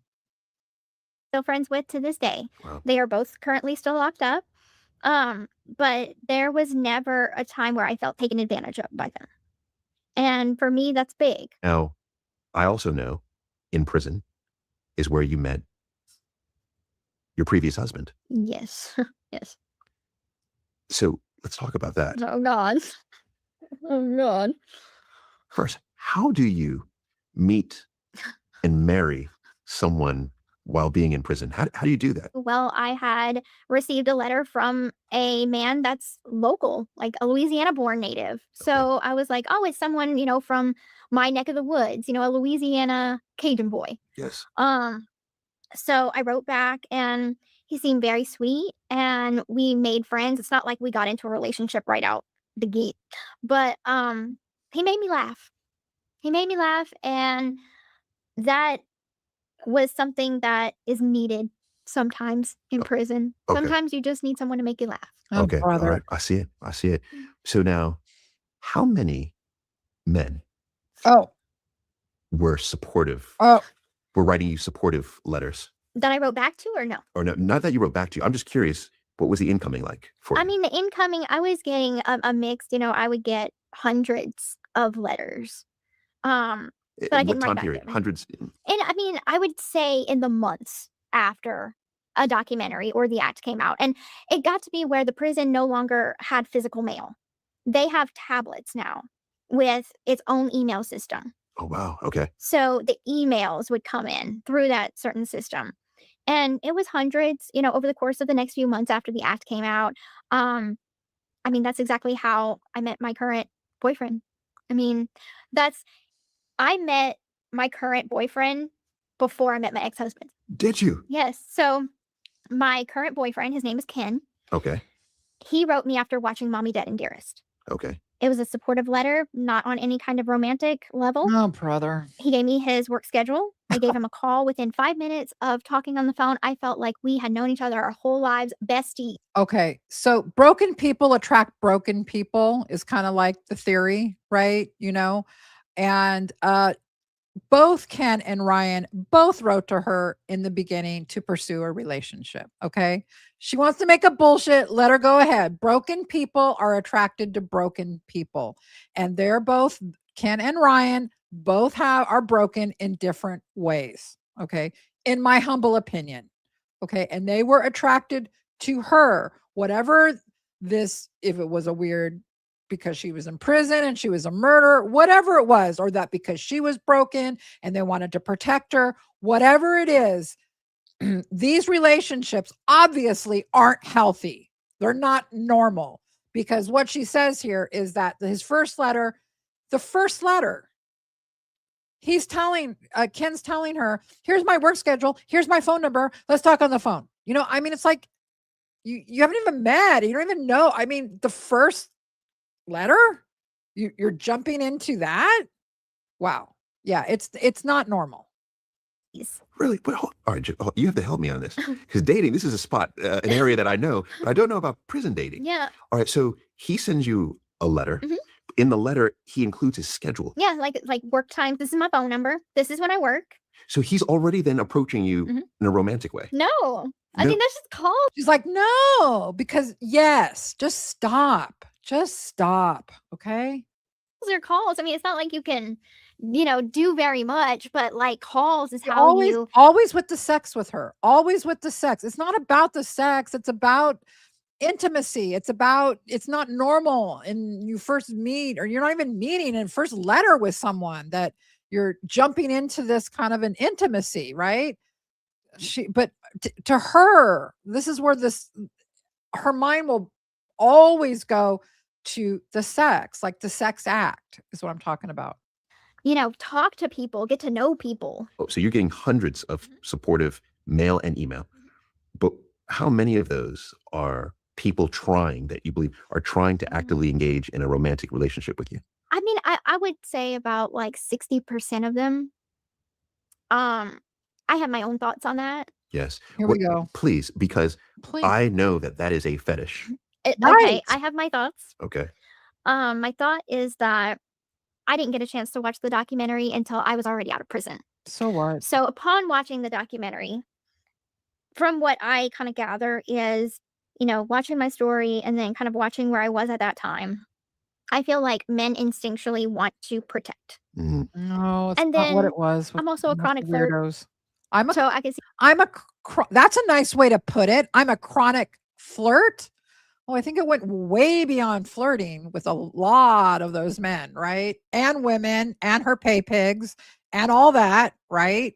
If you guys don't know, if you guys are new, Gypsy had relationships which were called pay pig relationships with people in prison where they would pay her money for her to kind of be one woman called her goddess. It was like a sexualized relationship as much as a sexualized relationship can be when one's in prison. See how I can kind of go that route too. So that's my thoughts. Okay. All right. See her face. She thinks she's being cute there. And he's like, I don't think he thinks it's cute. See the face? It's like, I'm being sexually kind of sexual. She thinks she's inappropriate. She doesn't know it. What was in the early time in prison? What do you believe your self-esteem levels were? Very low. Very low. Very low. Okay. All right. So it must have been a thrill then to get this supportive mail. Oh, of course. It's validation. It's external validation. Absolutely. Right. That I can also see it's very hard then to discern who to respond to. So you have a ongoing relationship or messaging back and forth with Ken, but then also, so then how does Ryan come into play? Ryan, okay, so Ken and I dated, and my parents, he got to meet my parents. We got engaged. What does she mean we dated? What is date?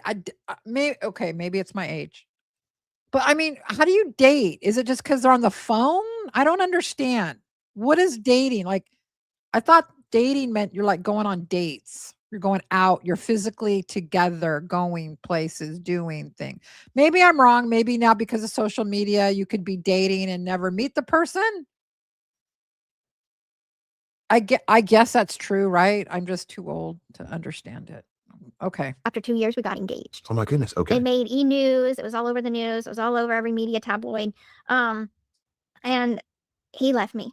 See, to her, it made news. It was all over the tabloids.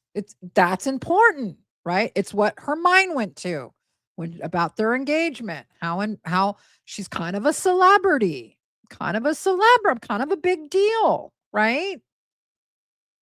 Ken did. Yeah, he dumped me. He dumped me. In October. It was the day after his birthday. Same year we got engaged. He left me and broke my heart. When I tell you, we still sometimes have arguments about. We've all seen the blanket video. Him, I say abandoning, because that, prison was the time that I needed someone. I needed support. I needed someone to ride or die with me through the thick and the thin of it, And I felt like he was going to be that one. And for him to turn off all emotion and not answer my calls and then go on to get into another relationship. He got with another girl literally 2 months after leaving me. Wow. And went on to have a 4.5-year relationship with that woman. And so also 2020 was the year of COVID. So Ryan wrote me during COVID after watching the documentary. And unfortunately, his was a lot different than Ken's, though. Okay. Ken, a friend of his named Diane, had watched my documentary first and was like, hey, you got to watch this documentary. It's so good. And they watched it together. Whereas Ryan watched it, then was at work having a conversation with a coworker. The coworker said, hey, I've been watching a lot of things about Tiger King. Look. Okay. This whole made up, I don't know if they're made up. They sound made up. Look, he watched you. He thought you were hot or whatever in the weird way. We've all talked about how weird it is. Okay. And he wrote to you, but these long drawn out stories about peripheral people being involved, nudging people to write her. Look, he wrote you, Ken wrote you, but they always have these stories surrounding it. And then the best friend came in and said, what are you watching? I'm watching Tiger King. I'm like, I'm watching Gypsy Rose Blanchard. It's like, just stop. They're trying to normalize it. Like it wasn't weird. It wasn't weird me writing her. It wasn't a weird fetish. And then Ryan was like, well, if you write Tiger King, I'll write Gypsy Rose Blanchard. Oh. And then it was on a dare. Okay. And at the time I was like, okay, it's whatever. It's whatever. So 2020 was a very lonely year for me. And he made me laugh. And there were many times that I felt like I was not physically attracted to him, but I was getting emotional comfort. So much so that, when he was like, I want to get married, like there were several times I told him, I'm like, I just think of you like a brother, or like, I think of you like a cuddle buddy, but he was always just has to be romantic, has to be romantic, has to be romantic. And then later, the prison emails between us back and forth were released to the public. Oh my goodness. And people could see how he was so aggressive at wanting the relationship or nothing. And so essentially, I married him for the wrong reasons. I was like, I felt like I settled. I felt like if I couldn't have Ken, I didn't want to die alone. Okay. All right. Time out. I want to show you the timeline of these relationships and how fast, how quickly, how these relationships don't develop normally. Okay. Especially since they're not really able to be in each other's presence, right? That this is all done on the phone or via email, these relationships, right? Okay. So the timeline. Okay. Gypsy Ryan timeline. April 2020 is when Ryan emails her, right? April. In May 2020, like just a few weeks later, things heat up so fast that Ryan is already planning a visit. So within emailing Gypsy, within 2 weeks, let's say 2 to 3 weeks, Gypsy, him are already saying, yeah, you need to come and visit me. It's that fast.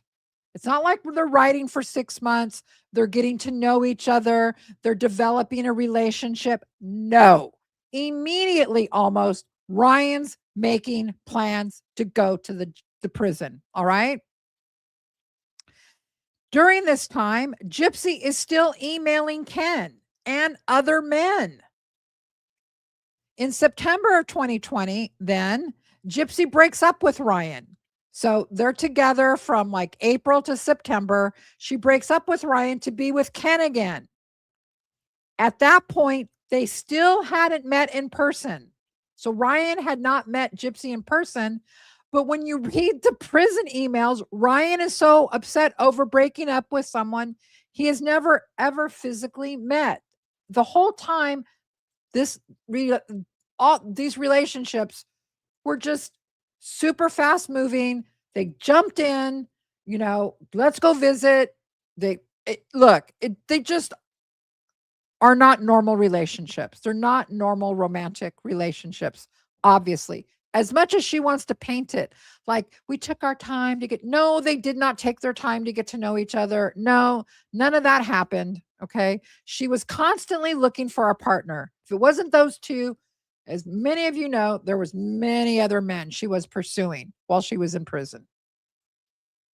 And I wanted to at least prove to myself that I could maybe move past my heartbreak with Ken and go on to marry someone and be okay with just that. And I wasn't. We were married for like a year and a half. And even the marriage, so the marriage, the actual wedding ceremony, it must have taken place in prison. It did, in the visitation room by the bathroom. Wow. Okay. Romantic. Yeah, so romantic. Yes. And who then attends your wedding? The only person that attended was my friend, the OG friend.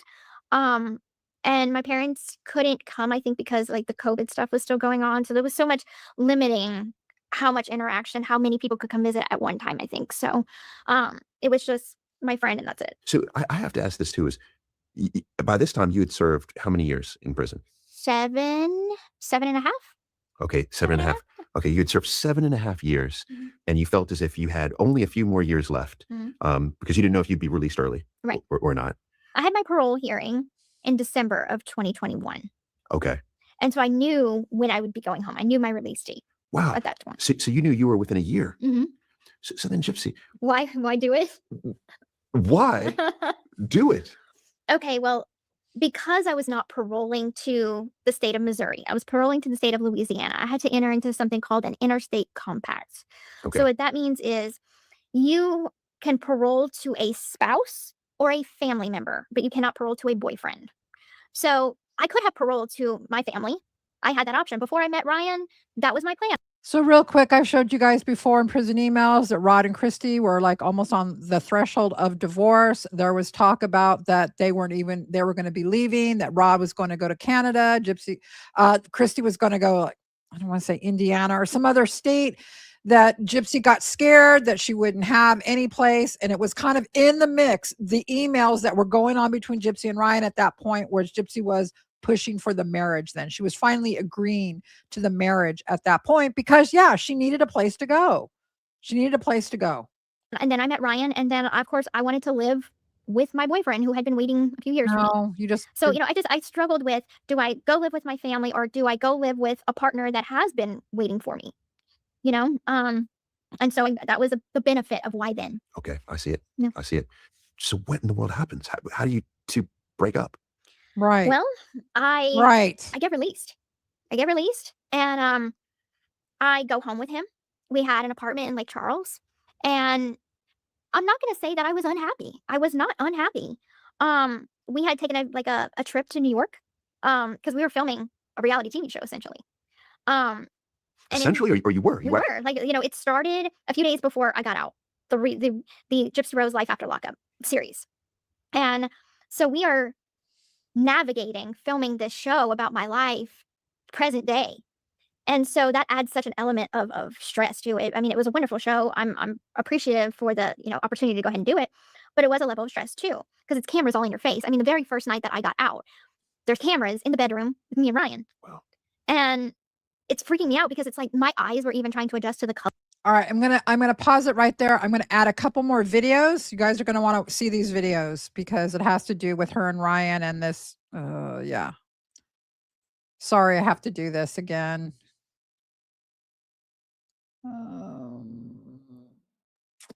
Okay.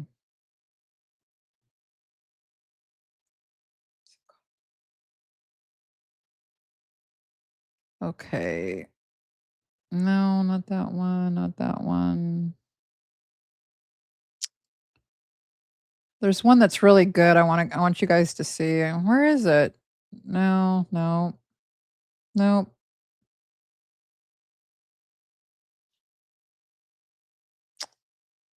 Yeah, I guess I can't find it. That's weird. I don't know where it's at. It's not down there. Huh. Okay.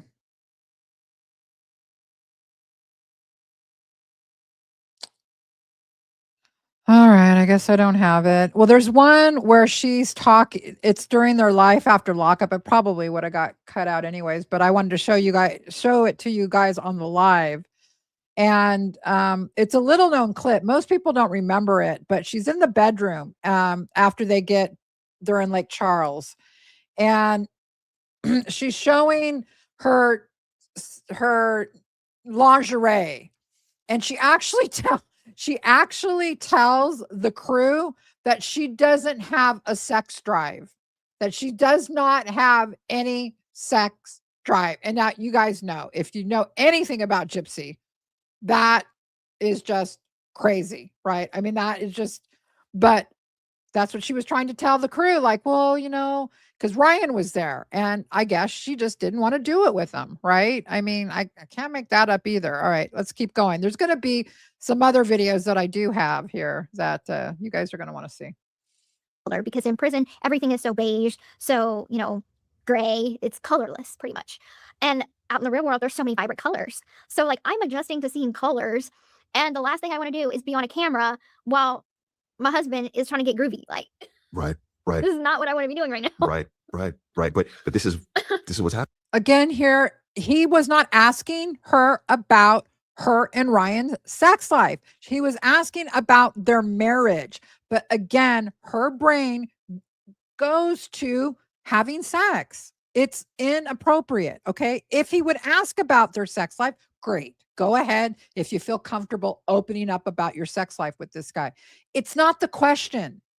But I'm just trying to show you guys how her mind works. Her mind goes there immediately. This whole consummate the marriage. Yeah, Gypsy, most people, when they get married, consummate the marriage. Most people don't spend every interview talking about it. It's not pertinent. It's a given. Okay? It's a given. So it's just those little things to me with her go to her issues. I guess her issues. I'll call it that. Her issues. All right. The hypersexuality and all that. How it's okay. This is what's happening. Yeah. Oh my gosh. So what then happens? I mean, the cameras left, so they didn't get any sort of intimate anything. We consummated our marriage that night upon release. There was like this whole thing called the D is fire, and it was I feel terrible for even saying this, but Ryan was like, please, whatever you do, don't embarrass me. Don't embarrass me. So I was like, I got you. Don't worry. No matter what it's like, I got you. So this is your. No one asked if the D was fire or not fire. Again, she brought this up in the media. Nobody was asking her, like, think about it. So let's say two people get married. They're semi-famous or notorious as Gypsy and Ryan are, right? Are people actually going, I wonder how their sex life is? You need to tell us about your sex life, Gypsy. She's the one that came out with the D is fire. Remember that? Nobody asked. Nobody was asking what the D was at all. Nobody wanted to know about the D. No, I didn't want to know about it. I know that. Did you guys want to know about it? Intimately know about it? I don't want to know. Too much information. Thank you, but no thank you, right? This is what's wrong with her. It's what sets her apart from like normal people, Okay. Commentary on your first night together Yes. sexually. Yeah. He's calling it commentary. And I'm thinking, this guy, come on, dude, it's weird. And you said that. I mean, I'm not gonna say it was terrible. Now I've had better, but Okay. I'm So gonna say You don't relatively want to speaking, know. relatively speaking, it was, don't it want was to not, know. it's mid. it was mid. It was mid as a kid said. And she thinks I've met her now. Yeah. So now I have to ask this: God, she loves it. was that so? The You sex were talk. how old at She this loves point? it. 32. You're 32. 32. What I find interesting is you were in your teens. I could see that you were trying to, go through puberty, Mhm. like so many of us. You want to have a romantic relationship, right? You want to explore sex. Mhm. You attempted, were unsuccessful Mhm. at consensual sex. Mhm. Was that your first time having consensual sex? At consensual sex, there he goes, because the guy truly believed, no research, right, that she was raped by a guy who couldn't get an erection. Please tell me how that worked. Okay. Consensual sex Yes. at 32. Yes. So that experience, what is that experience like for you? It's hard because I wasn't comfortable in my own skin, and I wasn't comfortable. I mean, I hadn't had a lot of therapy, like one-on-one therapy to work on the trauma that I had experienced. So, unfortunately, Now she's making up fake trauma, fake sexual trauma with Nick. I mean, yeah. and I told Ryan this too. I'm like, I'm really sorry, but I just, I feel like I have not gotten to a point where I could enjoy my. No, shut up, Gypsy. Shut up about this. You never found him attractive and in fact, just recently you called him this. Just recently. Was it this one? No, sorry. You called him this just recently. This stupid mess between Autumn and Gypsy. I'm not involved in it. It's ridiculous. It's stupid. If you don't know what I'm talking about, don't worry about it. You don't want to know. I barely know about it. But one thing that did came out of this stupid TikTok drama that's going on, I don't know if it's still going on, was Gypsy, some text messages Gypsy had written that were released. In this text message, here's what Gypsy says. This is just recent. Okay.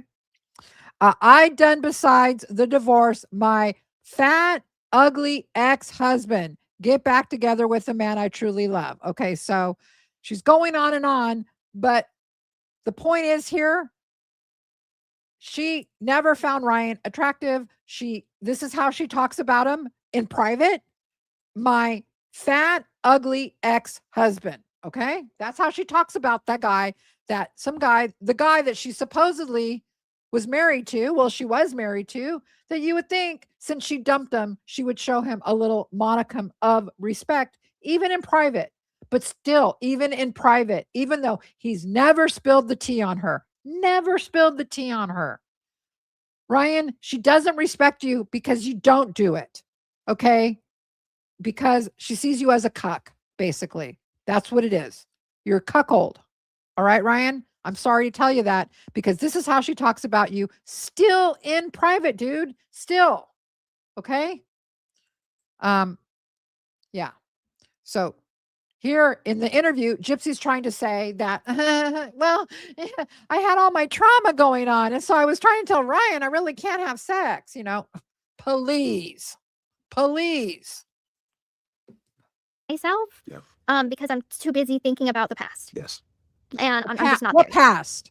Yeah. And this makes sense, to me. What past? Based on your prison emails, girlfriend, based on your prison emails, okay, you were virginish. You were still a virgin. You didn't talk one time. Not one time did she say Nick raped her in any prison email. No, she said the opposite. He couldn't do it. The way she talks about him sexually is deplorable. She mocks him. Oh, but she was raped, right? Yeah. Uh-huh. Knowing that you were, your ex, we'll call him your ex, that he's going to do life in prison, knowing that your mother is no longer here, and you played a role in her no longer being here. How do you feel leaving prison early? Leaving prison early, I mean, I'm gonna be honest, I couldn't think of anything other than my own happiness at the time. Okay, that's fair. That's fair. And can we acknowledge that you are a public figure? Oh, You know, God, you here are a we go. celebrity. I hate that word. Oh, I'm not going to pull it up. I've got it though. You know, the first time she wrote Nick, I'm kind of a local hometown celeb. Mhm, I am. I'm kind of a big deal over here. I hate the word celebrity. Please please do not call me celebrity, please. okay. You're a public figure. I'll go a public figure. There's the You are first- well There's the laugh. Did you see it? She loves it. known. You are well recognized. Perhaps having one of the most recognizable childhoods of any. If she has one of the most recognizable childhoods, we've got a problem because everyone believes a lie about it, right? So I guess we got some correcting to do. You know, American. Mhm. How do you deal with the attention right when you get out? Because one thing that I was quite shocked at was how many people came to your support. Mhm. It felt like, you know, if you look at your social media, for example, Mhm. you were very quickly followed by millions of people. I mean, how does that? It's because she was on a Lifetime series. That's when all of that 9 million, which half are bots, I guess, happened for her. Okay. It happened for Ryan too. How do you explain a guy like Ryan Anderson having almost 1 million followers on TikTok? Well, because he was on the show. This isn't about support. It's about being famous, being featured on a reality TV series. It's how our culture works. Okay. It's not because she had done anything remarkable. All right. They had just put her on, streaming services, what we used to call, they put her on TV basically. And the rest is history. It's how she got the following. Feel. I was not expecting it, and I was not ready for it. When family and friends said, we're going to need to protect our girl because she doesn't know what she's coming out to, Oh, brother. I was expecting hate. I was expecting, I was going to be you hated like weren't. Casey Anthony is hated. No, you but weren't. it was the opposite. Like you said, I gained millions of followers, which my brain couldn't even wrap my head around what 9 million Brother. followers on TikTok and 9 million followers on Instagram even is. And then going just to Walmart, going to the grocery store, going to a mall, having people run up to you and want to take a selfie with you. I highly doubt that happens like a lot. We've seen it happen, not like running up to her, but yeah, she's taken selfies with people, right? But I bet you 9 times out of 10 when she's out, people, number one, probably they're not looking for her. They're not recognizing her. And if they do, they're not running up, like she's some A-list celebrity, Angelina Jolie or someone, Brad Pitt, right? I mean, come on. And things like this. None of that I was prepared for. And so, yes, it was flattering. But I thought you were kind of a hometown celeb. I thought you were prepared for that. You were a hometown celeb. You wrote that to Nick. Of course you were. You've been a celebrity before in your own words. But at the same time, I also had people that I have weird reactions to, because it's like some people are like, I would have did exactly what you did. And I'm just like, please don't. I'm not trying to be out here advocating for murder. This is not how you become famous. This is the result of what. This is not how you become famous. Oh, is there a different way? I mean, what does that statement even mean? No, that's how you become infamous. You murder your mother, you become infamous because people are so freaking shocked by that someone would murder their own mother. Happens when tragedy meets tragedy meets tragedy again and again and again, and the system fails and people get hurt. There's so many more stories of childhood abuse that don't get talked about. But the only ones that we want to recognize are the ones that a Lifetime series and a Netflix show, an HBO show, and worldwide attention is thrust upon. Why not take some of that spotlight and give it to all the victims? Because I'm not the face of Munchausen by proxy. No, you're not, because your mom didn't have it. That's why you're not the face of it. Okay? I never wanted to be, never claimed to be. This is my life. Y'all made me this. I didn't. Oh. Yeah. Powerful. It's powerful. I can see that in particular. That Powerful. I'm sorry to mock the guy, but I mean, really, it's powerful. When her mom didn't even have it. It's so powerful, Gypsy. this is an area that now it's interesting. It's been given to you. You didn't ask for this, but this platform, if you will, has been handed to you. And I can see that you acknowledge that. It's everything to her besides Ken, her obsession, right?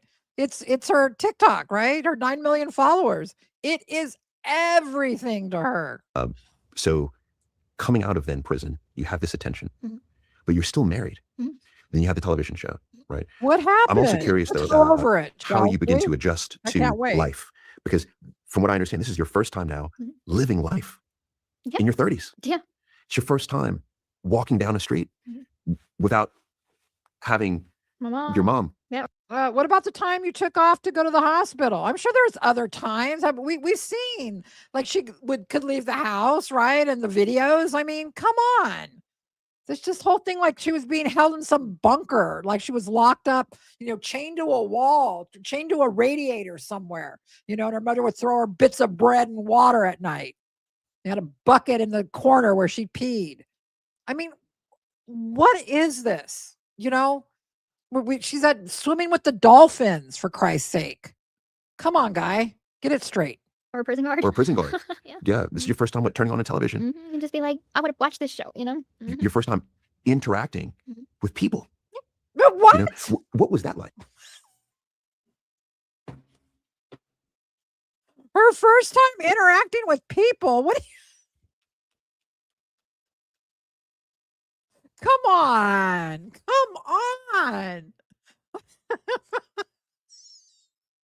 No, she went to like concerts and stuff, right? Went to the zoo. I mean, they went out all the time. Walmart, where she stole stuff. Hobby Lobby. I mean, it was like your first time in public interacting with people. What are you talking? This is crazy. Just stop it, okay? It felt so freeing, and everything was trial and error. Yes. Everything. Stressful. Learning how to cook, learning how to do this, and learning how to do that. Like at the time I got out, I didn't know how to drive. Like I didn't have a driver's license. I never drove a car before. So this is all stuff. I felt like I was learning how to be going through a teen year, a 20s, and now landing in 30s and supposed to be exactly where I'm supposed to be. She acts like she couldn't mature normally because she was chained up in a basement. Right? I mean, that's what she's talking. Like now I get to go through my teen years and my 20s because I wasn't, I came out. What are you talking about? When I murdered my mother, I was like 12. What are you talking about?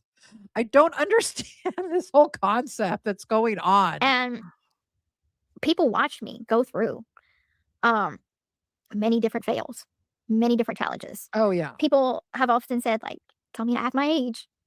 I tell them, can you give me the 23 years that I was with my mom or the 8.5 years I was in prison and got to miss out on all this? So I don't understand. Does maturing just stop at some point? How does maturing happen? Do you need to be like in a certain location? Were you not in the right location during your teen years and your early 20s when you murdered your mom? I don't understand this whole concept that she was not mature. Okay. Now, having said that, Dee Dee did say that she was worried about her maturity level with men. I don't know if it was so much her maturity level, then it was her hypersexuality was the problem, right? I mean, yes, maybe she was immature, but it's not because Dee Dee was keeping her from maturing. It's possibly part of her cluster B issues, personality disorders. I don't know. But this notion that she's trying to use it as a trauma, like she was traumatized because she was stunted in her maturity by her mother. That's the claim here. That's the claim. And it's ridiculous. Okay? please do give me another 32 to catch up. Okay. Yes. I'm making decisions on my own and trying to figure out what's right. And I'm doing it in front of the world. Yes. Yes. So you feel the pressure. Yes. Blame me all you want of making stupid life decisions that a teen would make. But Why are you still acting like a teenager? That's the question. You went through your teens like everyone else goes through their teens. Why are you still acting like one? That's the question. Okay. You feel like that there's nothing that I have done that would feel like someone could justify saying that I'm a bad person. That right there blew me away. Of course, like there's nothing I've done. Like people, why would you call me a bad person? Oh, Gypsy, you murdered your mother. I mean, I can't even with that. So we're just going through that because it's too easy. That way. But yet, do you hear that? You hear those statements? Oh yeah, I hear those statements all the time. And I mean, what are they? What are those statements, and who's saying them? I mean, it's just mostly online trolls. Okay. They might be username 7, 8, 9, 10. But you don't know if it's bots or if it's people with actual opinions. But opinions, everybody has one. And all that I have done in my life, since out of prison, is learn who I am. And like I say, I'm not perfect, but whatever it is, whether it be I had my daughter out of wedlock, I divorced my ex-husband, they throw that in my face like that's a crime. And I'm like, if you would realize that's not the worst thing. Okay. Yes. Be thankful that the little stupid shit is just all I'm doing. Yes. So you decided to divorce Ryan. Here we go.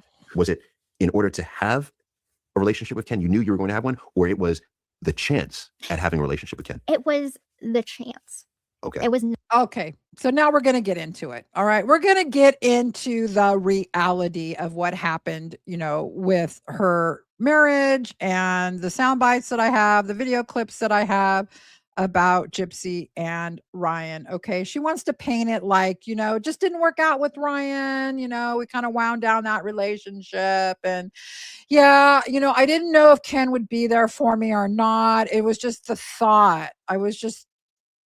Are you freaking kidding me? Okay. Her own timeline of her own pregnancy timeline is that she left Ryan March 23rd, right? I'm going to just pause it there. But that's not the truth, is it? Okay. Let's go over it real quick. And I've got some video clips to back me up here.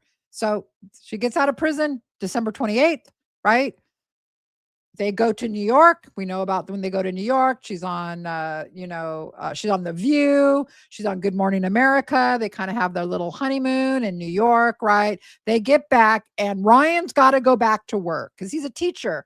Because Christmas break, holiday break is over, and he's going back to work. And immediately he leaves the house. And the next scene, she's on the phone with Christy, and they're talking about Ken. Okay, they're talking about Ken. Later on, she tells on herself in this clip. It's healing. So what's up? No, it doesn't. It's healing. So what's up? How's your day going? Ryan called me. He's like, guess what I found out today? I said, what? That you've been talking about since late February. I'm like, wow. Oh. Wow. Look how happy she is there. So she admits here, and she's like telling Ken, like, you know what Ryan said? I love a little triangle. You've been talking to that MFer since late February, right?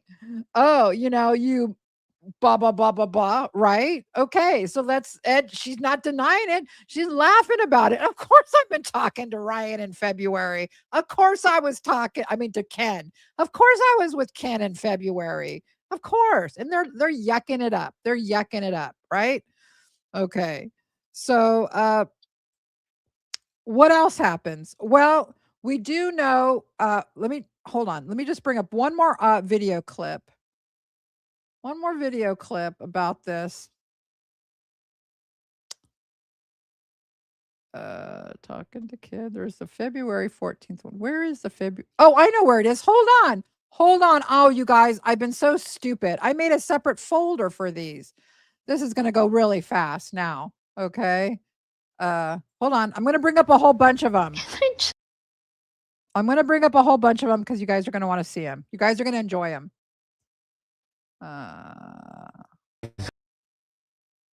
And you guys are lucky to be watching it live because a lot of these might get cut out for copyright. But they really are going to, the February 14th. Okay, let's go with this one. And then that's.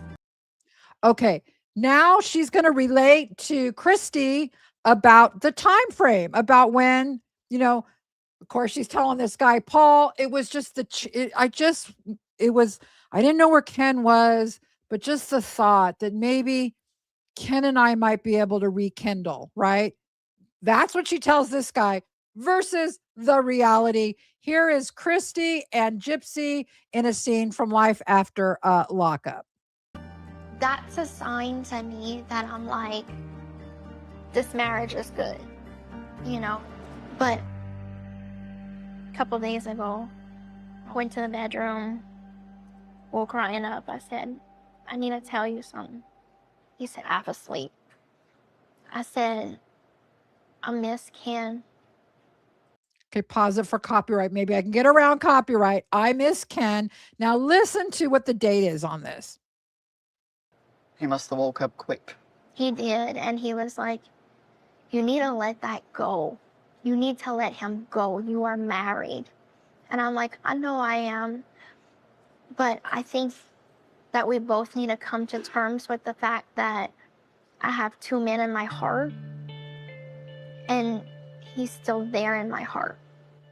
This is the day before Valentine's Day. The day before Valentine's Day. When is Valentine's Day? February 14th.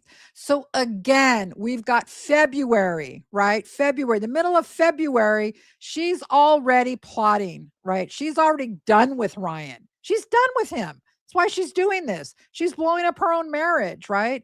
What do you think? In that last clip I showed you, she admits with Ken, he knows we've been talking since the end of February. Wasn't the chance of being with Ken. You were already talking to him. And that's not allegedly. That's from your own mouth. Okay? You forget what you say on these shows. Okay? But then you tell this guy in this interview, oh, I don't know. I don't even know where Ken was. He even in the United States at the time? I don't know. He could have been overseas. I didn't know where Ken was. I mean, it would have been wrong to know where he was because I was just, right? It's like, no, you dumped Ryan for Ken. You dumped him within weeks of getting out of prison. All right. Two. Not only did I call Ken 2 weeks before the wedding, but the conversation that Ken and I had, I was honest with Ryan about it.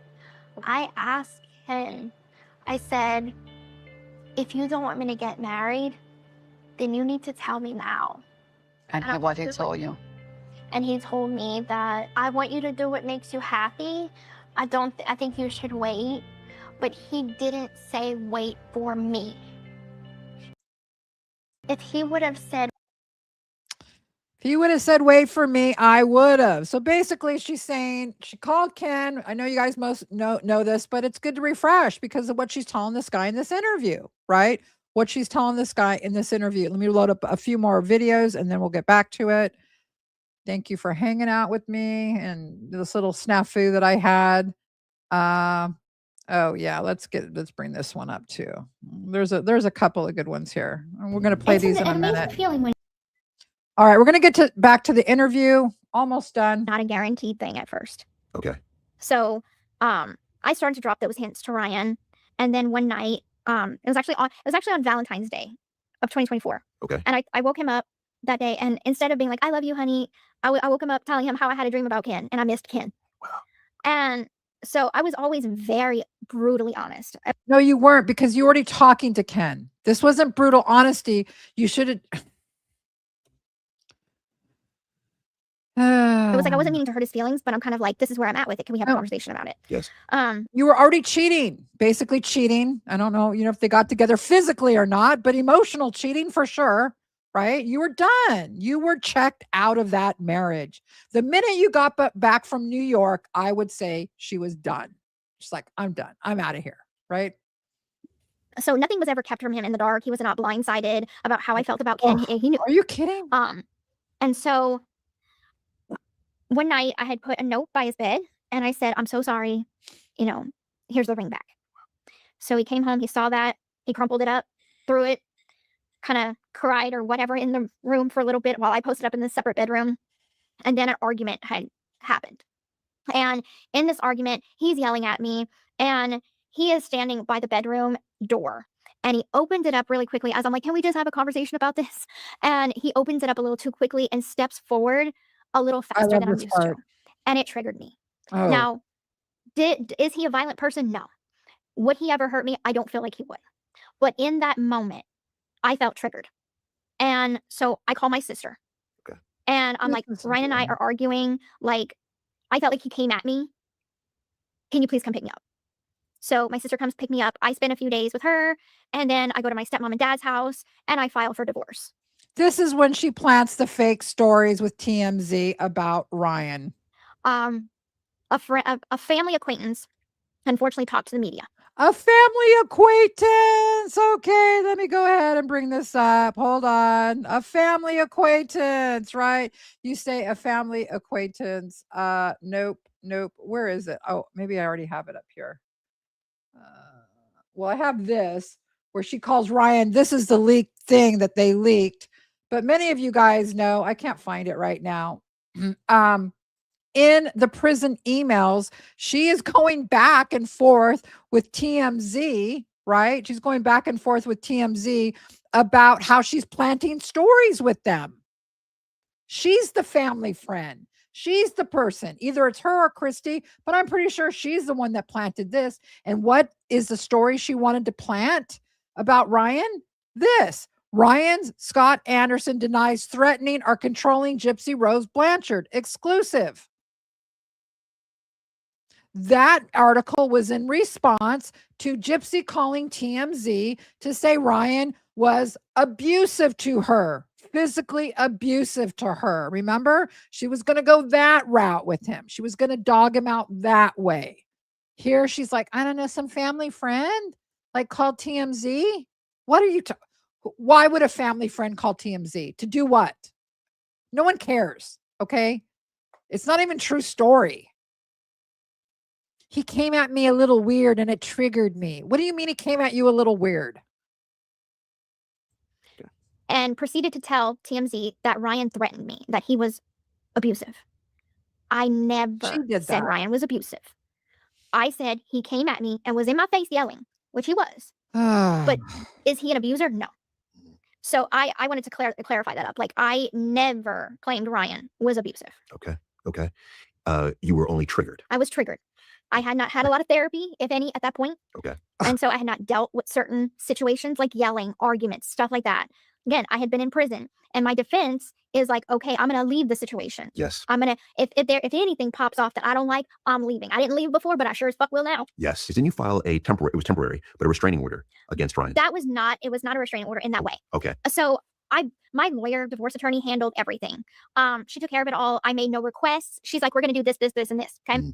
I didn't understand any of it. I was like, okay, whatever you feel is best is best. The restraining order pertained to our finances. The restraining order basically said you can't touch the money that's in the joint checking account without it being for things like necessities. You can't go out and buy a car. So it just put a halt to our finances. Okay. And this makes sense to me as well, because I would imagine, given the volume of television shows that were out about you and the interest, that there was probably a significant amount of money made in that period of time, and you were married. So now it becomes this. Now it's our money. It's a joint asset. Yeah. So was that the main challenge with the divorce? Was then how do you split that and unravel that? We actually, my lawyer said that I could get 50, half and half. Okay. So we have to have it. Whatever was in the joint checking at the time, we have to eat. Okay.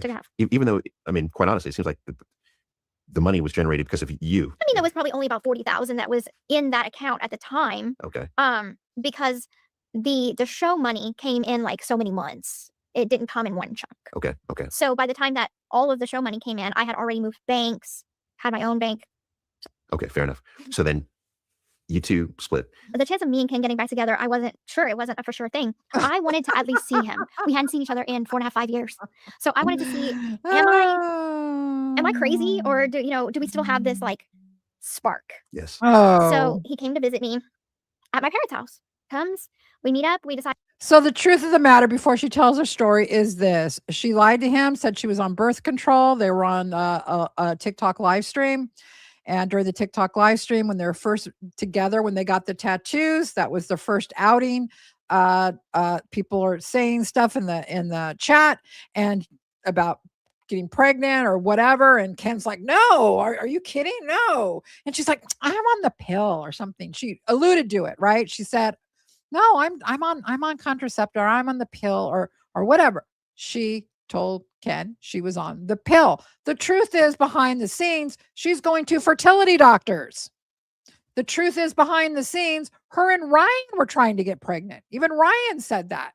No, she was never on the pill. She was right away trying to get pregnant the minute she got out of prison, right?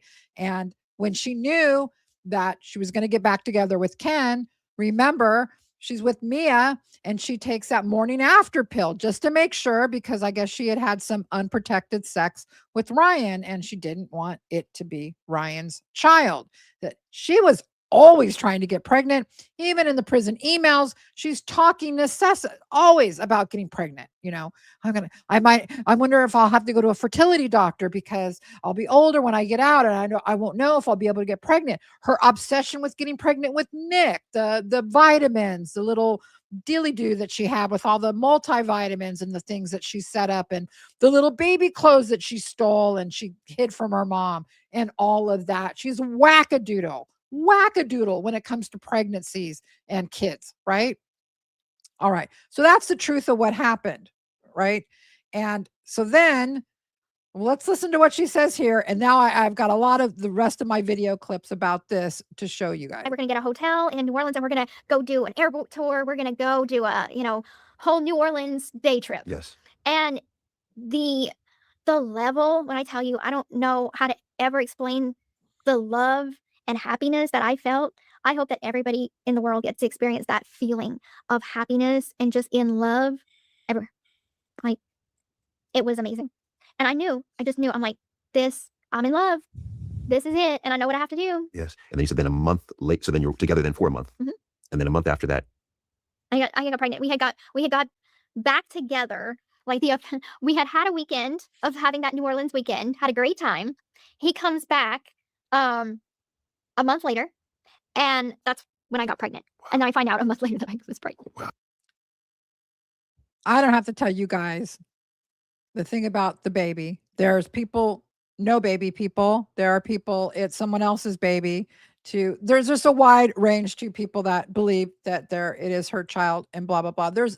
Her pregnancy was weird. I'm going to give you guys that. It was weird. The dates were off. I'll give you guys that. There was a lot of weird things about the pregnancy. I'm not going to get into the baby right now. What I'm more interested in than that to talk about this, since we're running like over 3 hours now and I'm trying to finish up here, is her behavior when she had the baby and after she had the baby. Okay. Because he's going to bring out this picture and show her of her and Ken with the baby. Right.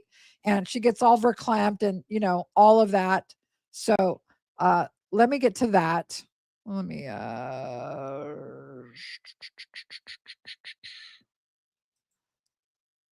okay. He brings out a picture. Oops.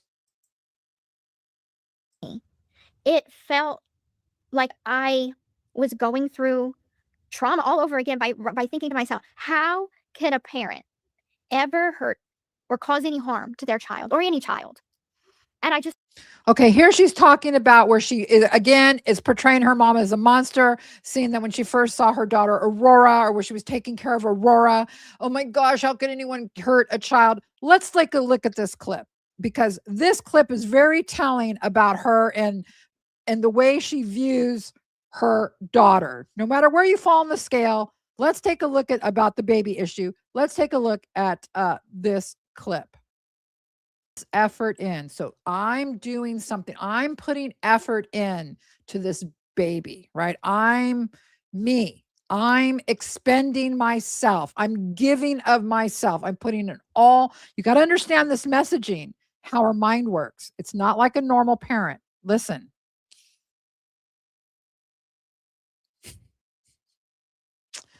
Look, I don't think there's a perfect parent. I am by all no means a perfect parent. But that's not the appropriate response.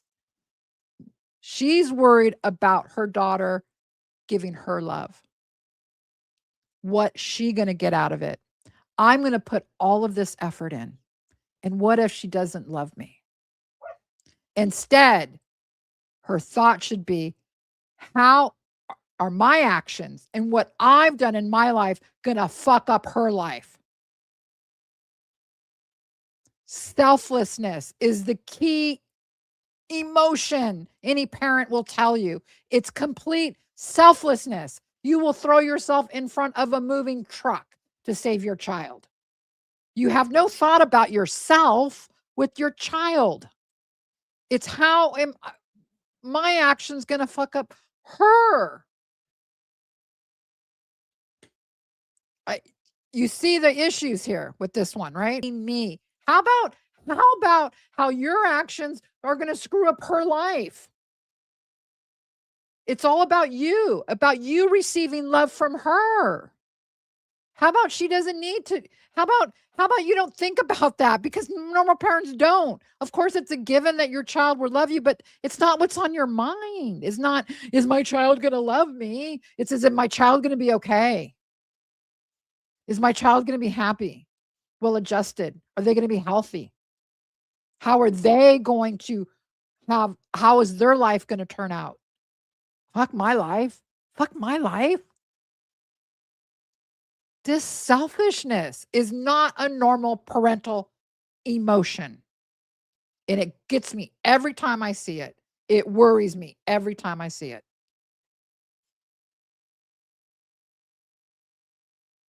Okay.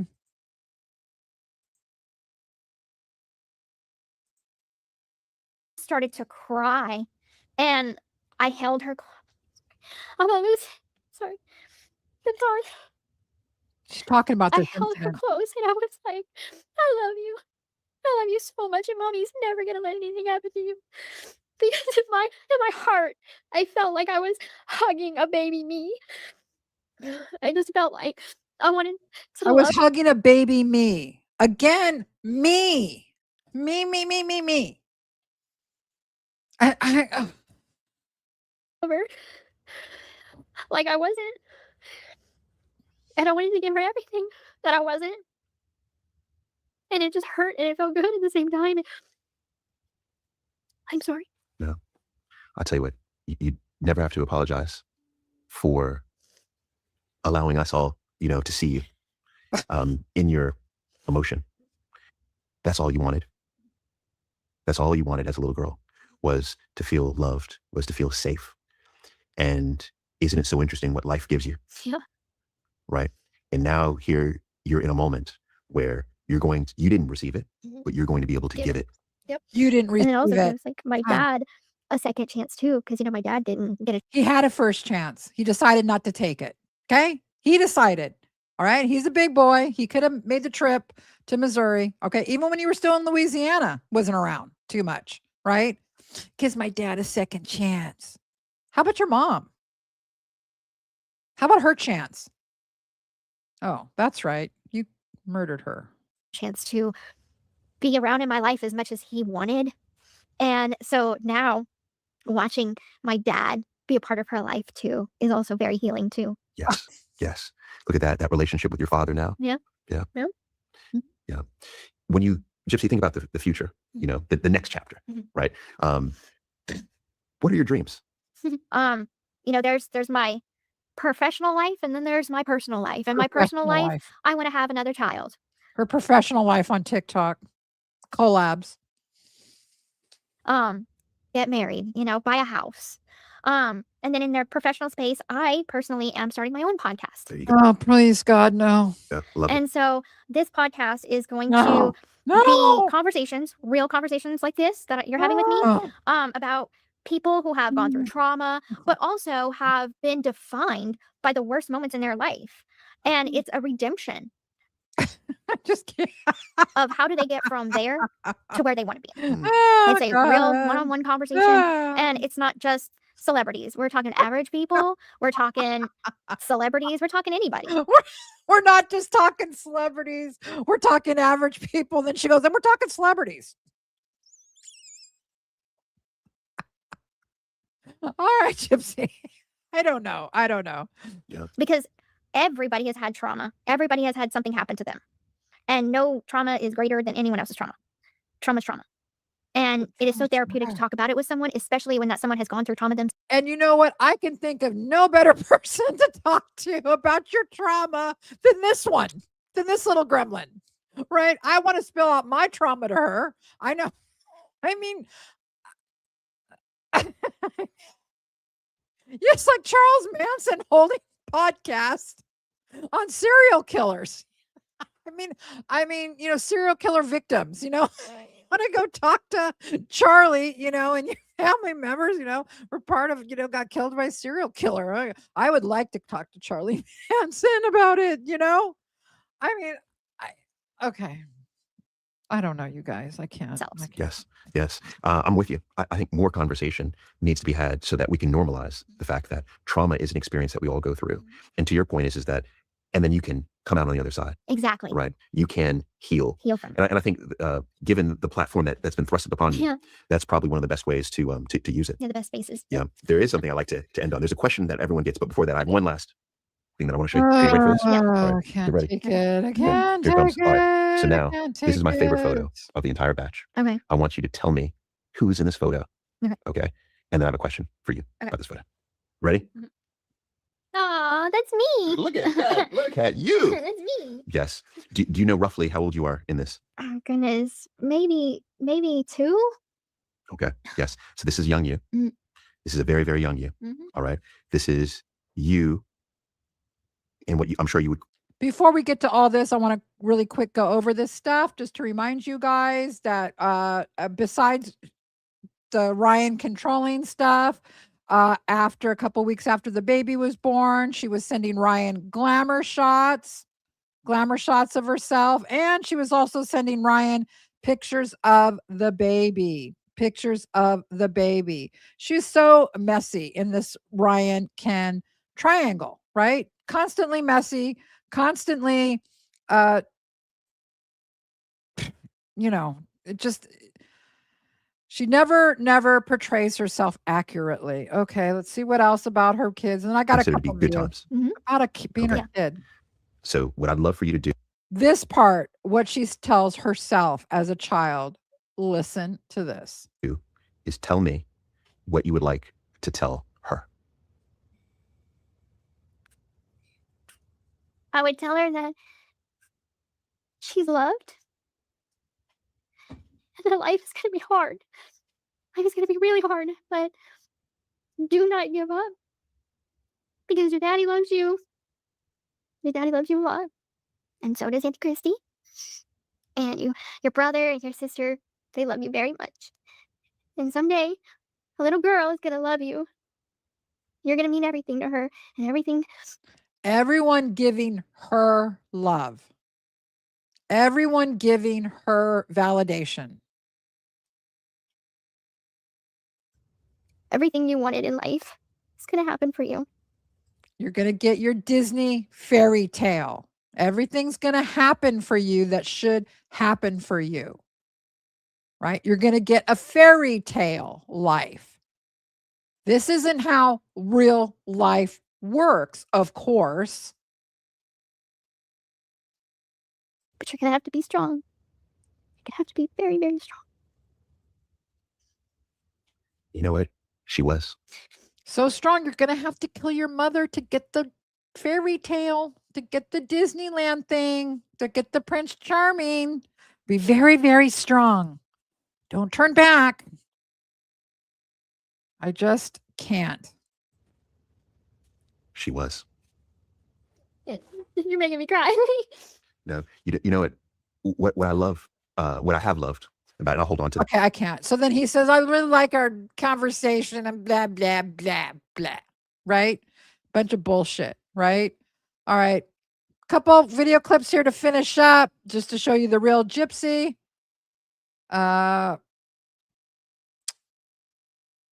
Okay. I don't know what this one is. I'm going to play it. I'm not sure what this one is. This is Gypsy texting Ryan and Ryan being foolish to get it. she can't just While she's with, this is after the baby's born. Again, after the baby's born, supposedly. Never had that. She was never in the relationship with you. Not really. This guy, right? Oh, yeah. Yeah. I think she has feelings for him. I mean, why would she message him otherwise? because she loves to make Ken jealous. She loves to keep the triangle going. It makes her feel like a wanted woman. I've got two men wanting me. They're fighting over me. He won't. And you got to know this friend and other friends and his mother and his brothers and people in his chat every night. Tell him, just, he's in his own delusion about what their relationship was. He always has been. You know how I feel about the guy. I don't like hate him, but he's cringe. Yes, he's ugh. And all he's doing last night, I checked on what he was doing. All he does now are these battles. By the way, Gypsy herself are doing these TikTok battles. You guys may know she's getting in on that grift too. And so he's doing them back to back to back to back to back. And he expects his chat. This is so sad to me. And these people sit in the chat. Maybe they do get something out of it. I don't understand. They're throwing these gifts at him and they cost money, right? And what do they get in return from him for that? For them giving him all this, and they get in this battle situation and it's like a gambling thing, like the way they run it, like I've said before, it's like at a casino where you feel like you got to keep going. There's a psychology behind gambling, the way they do it, so you feel like you got to lay down the bet and that's what these battles are like. And people get caught up in them. And of course, he's allegedly has a gambling problem. And then the people in the chat, these poor suckers who are in the chat who are supporting him doing this night after night. And now he's doing it multiple times a night, these battles where they have to throw money at him, basically. They have to throw money at him. Yeah, it's what he's doing, and it's really weird, and it's really cringe. I guess we'll end on Ryan. That's going to do it. Okay, we'll do one more. Gypsy fake crying when she's pregnant. Gypsy fake crying during her pregnancy announcement. Shifts. And suddenly it's not about you. It's not about anything other than the tiny little life that's inside you that you are now in charge of protecting. And that little tiny life is a baby, a little tiny human that's yours, and that you have to make sure that you protect, you love, you take care of, and all of the things that I wished I could have had when I was little. There it goes. Fake crying. Here I'm getting emotional. To the tears. All the things that I wanted in a mother, I want to give to this baby. Knowing that I am a mother now. It's not like you haven't been planning it for 10 years, going to fertility specialists and telling people you're on birth control. You got it done. And I'm happy. And I just want to be a good mother for my child. I want to be everything my mother wasn't. Okay, so I want to start off by saying that.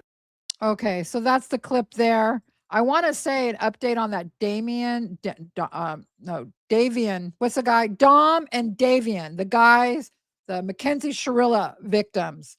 I saw a thing where my next video, I'll update you, where they're actually getting it in front of like Congress, like in a certain state.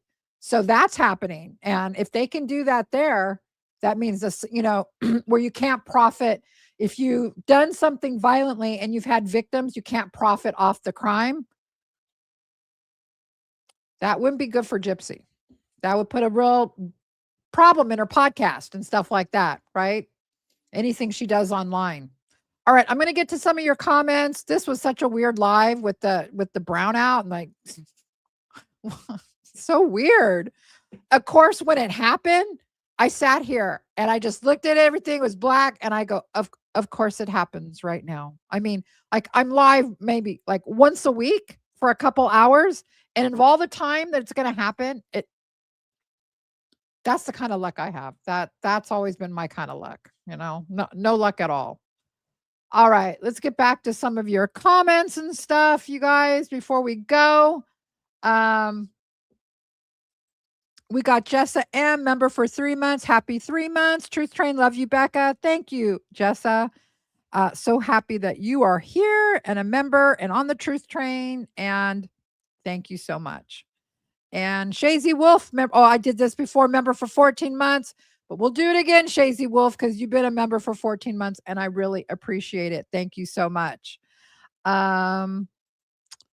Caminator 664, one of our favorites, also $2. Truth always prevails. Justice for Dee Dee, karma for Gypsy. I feel karma for Gypsy is coming. If you know what I mean, stay tuned for that, you guys. Stay tuned. That's all I can say.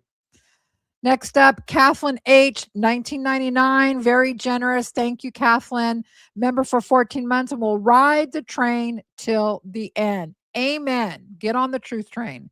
Thank you for doing so much research and objectively bringing us the facts. You're so welcome. I appreciate you so much, Kathleen. That's very generous donation. I really appreciate it. Mitch and I really appreciate it. Next up, we've got Just Carl, yo, $4.99. I made it to a live finally. Yay. I saw you in the chat earlier, Just Carl. So glad you were able to be here. I've been watching since the beginning when I thought you were an AI voice. I know I've got some emails, people saying that. Love and appreciate you, Becca. Well, Just Carl, welcome to your first live stream. I'm so happy you're here finally. I know who you are. And yeah, I hope you make it to our next one. We'll be doing it again, of course, next week. Next up, one of our favorites, Bree with the facts, coming in with $4.99. It finally occurred to me that no medical person read the records. Right. Yeah. Right. Bree. Right. Because why else would Mike handpick for Dan's viewing? I just can't. Yeah. Look, when I read that, I thought, am I reading this right? I mean, it's that shocking, right? It's like something you would see in a movie. And when you saw it in a movie, you'd go, but that couldn't really happen in real life. Nobody would be that stupid. Not like that, right? Yeah, I agree, Bree. Next up, one of our favorites, Mighty Mulatto, coming in with $2. Can't say he wasn't a good defense attorney. No, you can't. You can't say that. I mean, dang, that guy went out on a limb. That guy totally went on a limb for her. Thanks for the $2, Mighty Mulatto. Good to see you, guy. Chris Says, 8647, member for 7 months. Thank you so much, Chris Says, 8647. Thank you. Lawyers can be reported to the state for misconduct and investigation must be done. Patterson and Stanfield need to be investigated. Chris says, yes, I couldn't agree more. Especially just attach those emails. Like what the F is going on here, right? Yeah. Next up, Brittany, member for 13 months. Hey, Brittany, I know who you are. Thank you for being here. Glad to see you. Brittany says, and Gypsy has always claimed that both sides had all the medical records, and that's why they gave her the plea deal. Exactly. It's just shocking on so many levels, right, Brittany? Next up, we've got Stephanie Manzano, 7989, $4.99. Keep up the good work. Hey, Stephanie, good to see you. Thank you for being here also. And thank you for the $4.99. We are going to keep up the good work and so happy to see you in the live. Mighty Mulatto coming in again. So they all turned into what they accused Dee Dee of. Yeah. They all did. That's a great way to put it, Mighty Mulatto. Next up, we've got Catherine, KLNA, $4.99. Don't want the judge to show how guilty Gypsy is. Wow, crooked judge. Yeah. I think it was the perfect storm, Catherine, with the DA, with the defense attorney and the judge. I think it was the perfect storm. She just got lucky, basically, with those three. Because they all were, it seemed like all of them were, I don't want to say corrupt, but kind of corrupt in their own way, right? All right. Next up, one of our favorites, one of our girls, one of the girls that knows a lot about this case, 1 ounce of Jameson. That girl has receipts, and I want to thank her for that. She says, I've said multiple times, HBO got to all of them, including Christy. She had her grubby fingers in it from the jump. Yes. 1 ounce of Jameson. You are correct. You are totally correct. Money and notoriety. Absolutely. Thank you for the donation. Next, another one of our channel favorites, Snowflakes and Fireflies, £4.99. Our Whole case is based on Munchausen by proxy, but please ignore all the medical evidence that proves otherwise. Shameful. You can't make it up, can you, snowflakes? You can't make this stuff up. Coming in again is Bree with the facts, member for 7 months. He used the prescription pad and Gypsy still had it. Shouldn't that have been confiscated? Right. If this was like the major piece of evidence, this is a great point. Why did Gypsy get it? Why isn't it still locked up somewhere in Greene County with all the other evidence, with all the other hardcore evidence? That is such a great point. Thank you, Bree with the warrants. That shows me how important the pad really was to Scumfield. Yeah. It also shows how dirty, well, I don't want to say dirty, but Patterson, if that's like the main point, why aren't we confiscating it as evidence, right? We got Mighty Mulatto coming back. Thank you, Bree with the warrants. Mighty Mulatto coming back with $2. Clearly, Mike never tried to get opioids from a, exactly. Exactly. You're not getting any narcotics with that kind of a prescription pad. It's just not going to happen. Next up, we've got Snowflakes and Firefly coming back with £1.99. How can they use evidence not found on a warrant? I don't think, well, they didn't use any evidence because they didn't go to trial. It was what persuaded Patterson, supposedly. Well, per the emails. It's what Mike Stanfield said. Look at this, Patterson. Look at this. And they just never went to trial. So, yeah. Next up, we've got I think it's LJ Neff 97. LJ Neff 97, $4.99. Not doing your research on Gypsy before giving her a platform is my ick. Thank you. Exactly. And, no one likes to be mean or, throw shade at someone like this Paul guy. But I mean, you got to go, what's going on? Same thing with that Andrea Dunlop woman, the other Munchausen woman who had Gypsy on, right? Next up, we got Mighty Mulatto again. Oh, yeah, I got that one. Okay. Yes, we got clearly Mike. Yeah, you can't get that. We did that one. I guess I got out of turn here. Next up, at LJ Neff 97, laughing my ass off. I wish he would have asked her about the Kegel video. Exactly. I love the Kegel video. I don't love it. It's another one of those things that you see in this case and you go, I can't believe that just happened. Did that just happen? Yeah, it's one of those, right?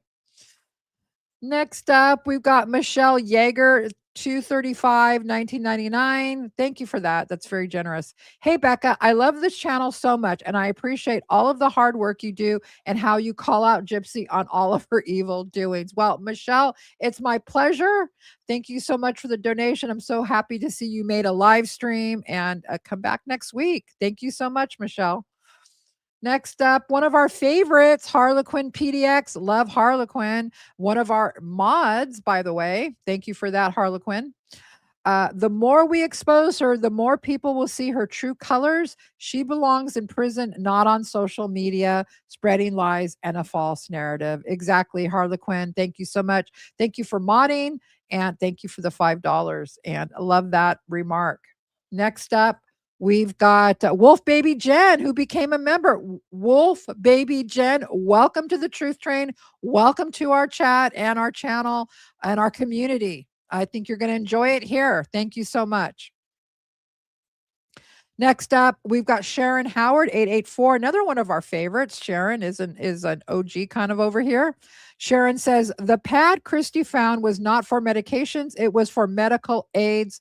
There is a filled out page in her medical records. Okay, the pad Christy found was not for medications. It was for her medical aids. Oh, there was a filled out page in her medical records. Okay, Sharon, that's the first I've heard of this. Are you trying to say that Dee Dee it was for getting medical aids? Yeah, but I don't think you can write your own prescription for even medical aids. But email me, Sharon, because I'm probably not understanding the whole thing. I'd love it if somebody would email me what the explanation is for that. Thank you so much for the donation too, Sharon. I really appreciate it.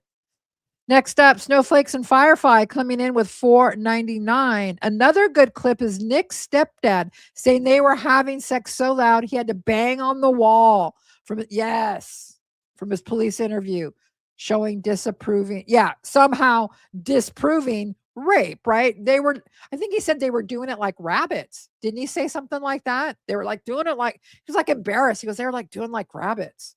Yeah, totally disapproving this rape trauma narrative that she tried to feed this Paul guy. Next up, we've got Jill B. Love Jill B. Love me some Jill B. 3072, $13.99 Canadian dollars. Gypsy is an ableist despite her disabilities. Yes, Jill B. Yes, couldn't have said it better myself. Thank you for being here, Jill. Next up, another one of our favorites. I see her coming in, dazed and confused. $10. Jip shit is so full of shit. Makes sense that she has brown eyes. Doesn't Callie know you're on a live? I know. Yeah, doesn't Southern California Edison care that I'm on a live? How dare they? 1,000 plus a month for electric is crazy. Love you lots, Becca. Hi, chat. Well, dazed and confused. I love you right back. Thank you so much for being here. I don't know, Southern California Edison. It's crazy. They're crazy. Yeah, but thank you for being here and thank you for the donation. Next up, Sharon Howard's coming back with $5. Another blatant lie to Paul was about Missouri consent law. Consent can be withdrawn after being given. She claimed it can't be. Thank you for that, Sharon. Thank you for updating us on that. I love how intelligent our chat is. I really do. Next up, Snowflakes and Firefly, $1.99. You have to be in a cave like cheese to mature, right? When Gypsy was talking about how she was so immature, we have to give her a chance to grow up. She didn't have a chance to grow up at any time prior to leaving prison. What are you talking about, right? Next up, Mighty Mulatto. Love Mighty Mulatto, $5. Ryan's access to her money had an expiration date while she was still in prison. It was a foregone conclusion. The show was premeditated. Yeah, exactly. I totally agree with that. Yeah. There was an expiration date for sure. I still think maybe Ryan didn't know it, right? I don't know. But yeah, the show was premeditated too. Absolutely. 1 ounce of Jameson, girlfriend coming back with $5, plugging her future podcast. There are so many more stories. Why not spotlight that to give it to other victims? Right. She is such an opportunist and plugged her. Right. I mean, yeah. Thank you for pointing that out because I forgot to point that out. But absolutely, that's what she was doing there. She was plugging her upcoming podcast, her series. Why not we give it spread around the trauma of survivors, and have them all come talk to me, right? Because I'm the person you would want to talk to, a mommy murderer, if you're a trauma survivor. I mean, it's a crazy concept, but I guess it's going to happen. I don't know.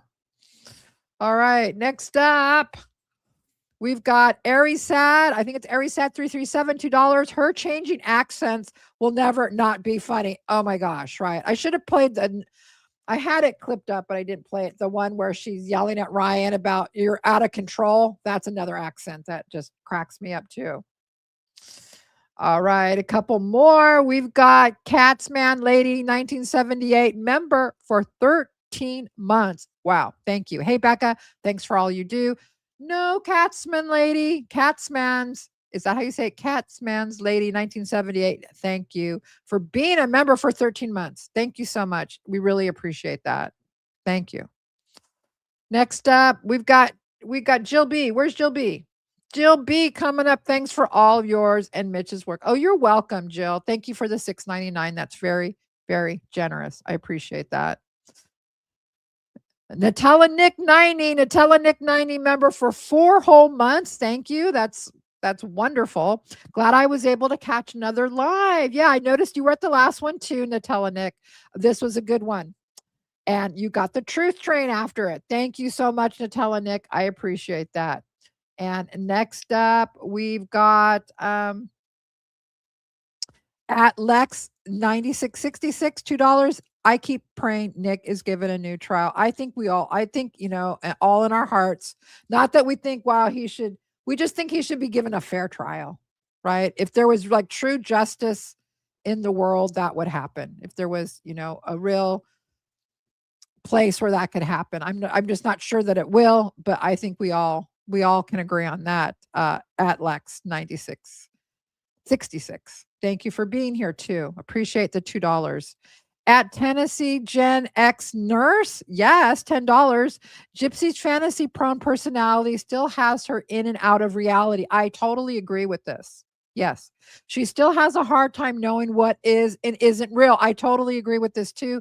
Now that she's lived her fantasy of having a baby, playing house isn't fun. That's a great point. It's getting mundane. The fantasy can only last for so long, and now it's like the baby's there.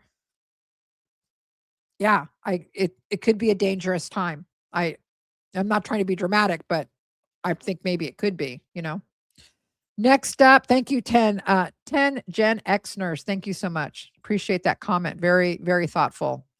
At Topaz 38, $5. Thanks, Becca, for keeping on track with the Truth Train. Hugs. Hugs back to you. Truth Train isn't going anywhere. There's stuff happening in the Truth Train. Let me tell you.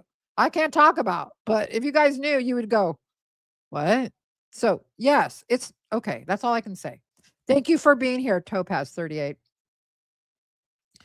Next up at E4 Site 6727, member for 7 whole months. Becca, did you see the video showing an interview in a magazine where the neighbor talked about how pleased Dee Dee was? Yes. Yes, I do have that. It's in one of my videos, an old video from like a year ago to 18 months ago. I do have that article in one of my videos and I've seen it. You know what? Mental note, bring it up for new people that haven't seen it, but it's a kind of a British tabloid, but still, that even though it's a British tabloid, that doesn't mean it's not true that Dee Dee knew that Gypsy and Nick were dating and that she was pleased. Yes, that is in an article. So thank you for reminding me that of Eve. Appreciate that. And we got one last one, guys. One last one. I hope you guys are still hanging in there. This is the longest live I've ever had. Yes. Last but not least, we got Chris Says, 8647, $10. Very generous, Chris. Thank you. Chris says, lawyers and autism advocates are working on a law to prosecute people who manipulate people with developmental delays into committing crimes, all because of Gypsy. Wow. Chris, if you have time, if you've got any information on that, could you email it to me? I'm really... or I can look it up. You don't have to email it to me. But if you want to email it to me, I would appreciate it. Yeah, wow. Okay. This is the best last message of a live I've ever had. I appreciate that, Chris Says, and thanks for being here, and thanks for the $10. You guys, Brownout, Southern California Edison, tried to turn off my live. I mean, do you think maybe like Gypsy had something to do with that? I don't know. I don't know. I don't think she has pull with Southern California Edison, but if she did, right? Whew, I am tired. I'm not going to lie. I am tired. That's what Ryan says. I'm not going to lie, guys. I'm not going to lie, right? I'm tired, but it was fun. I love doing the lives. I love doing them once a week. I hope you guys will join me next week. My birthday is in June. My birthday is June 30th. And I'm not sure what day. Maybe I'll do a live on that day too. But thank you guys for being here. Thank you to all my mods. Thanks to my channel manager, SBTX at SBTX.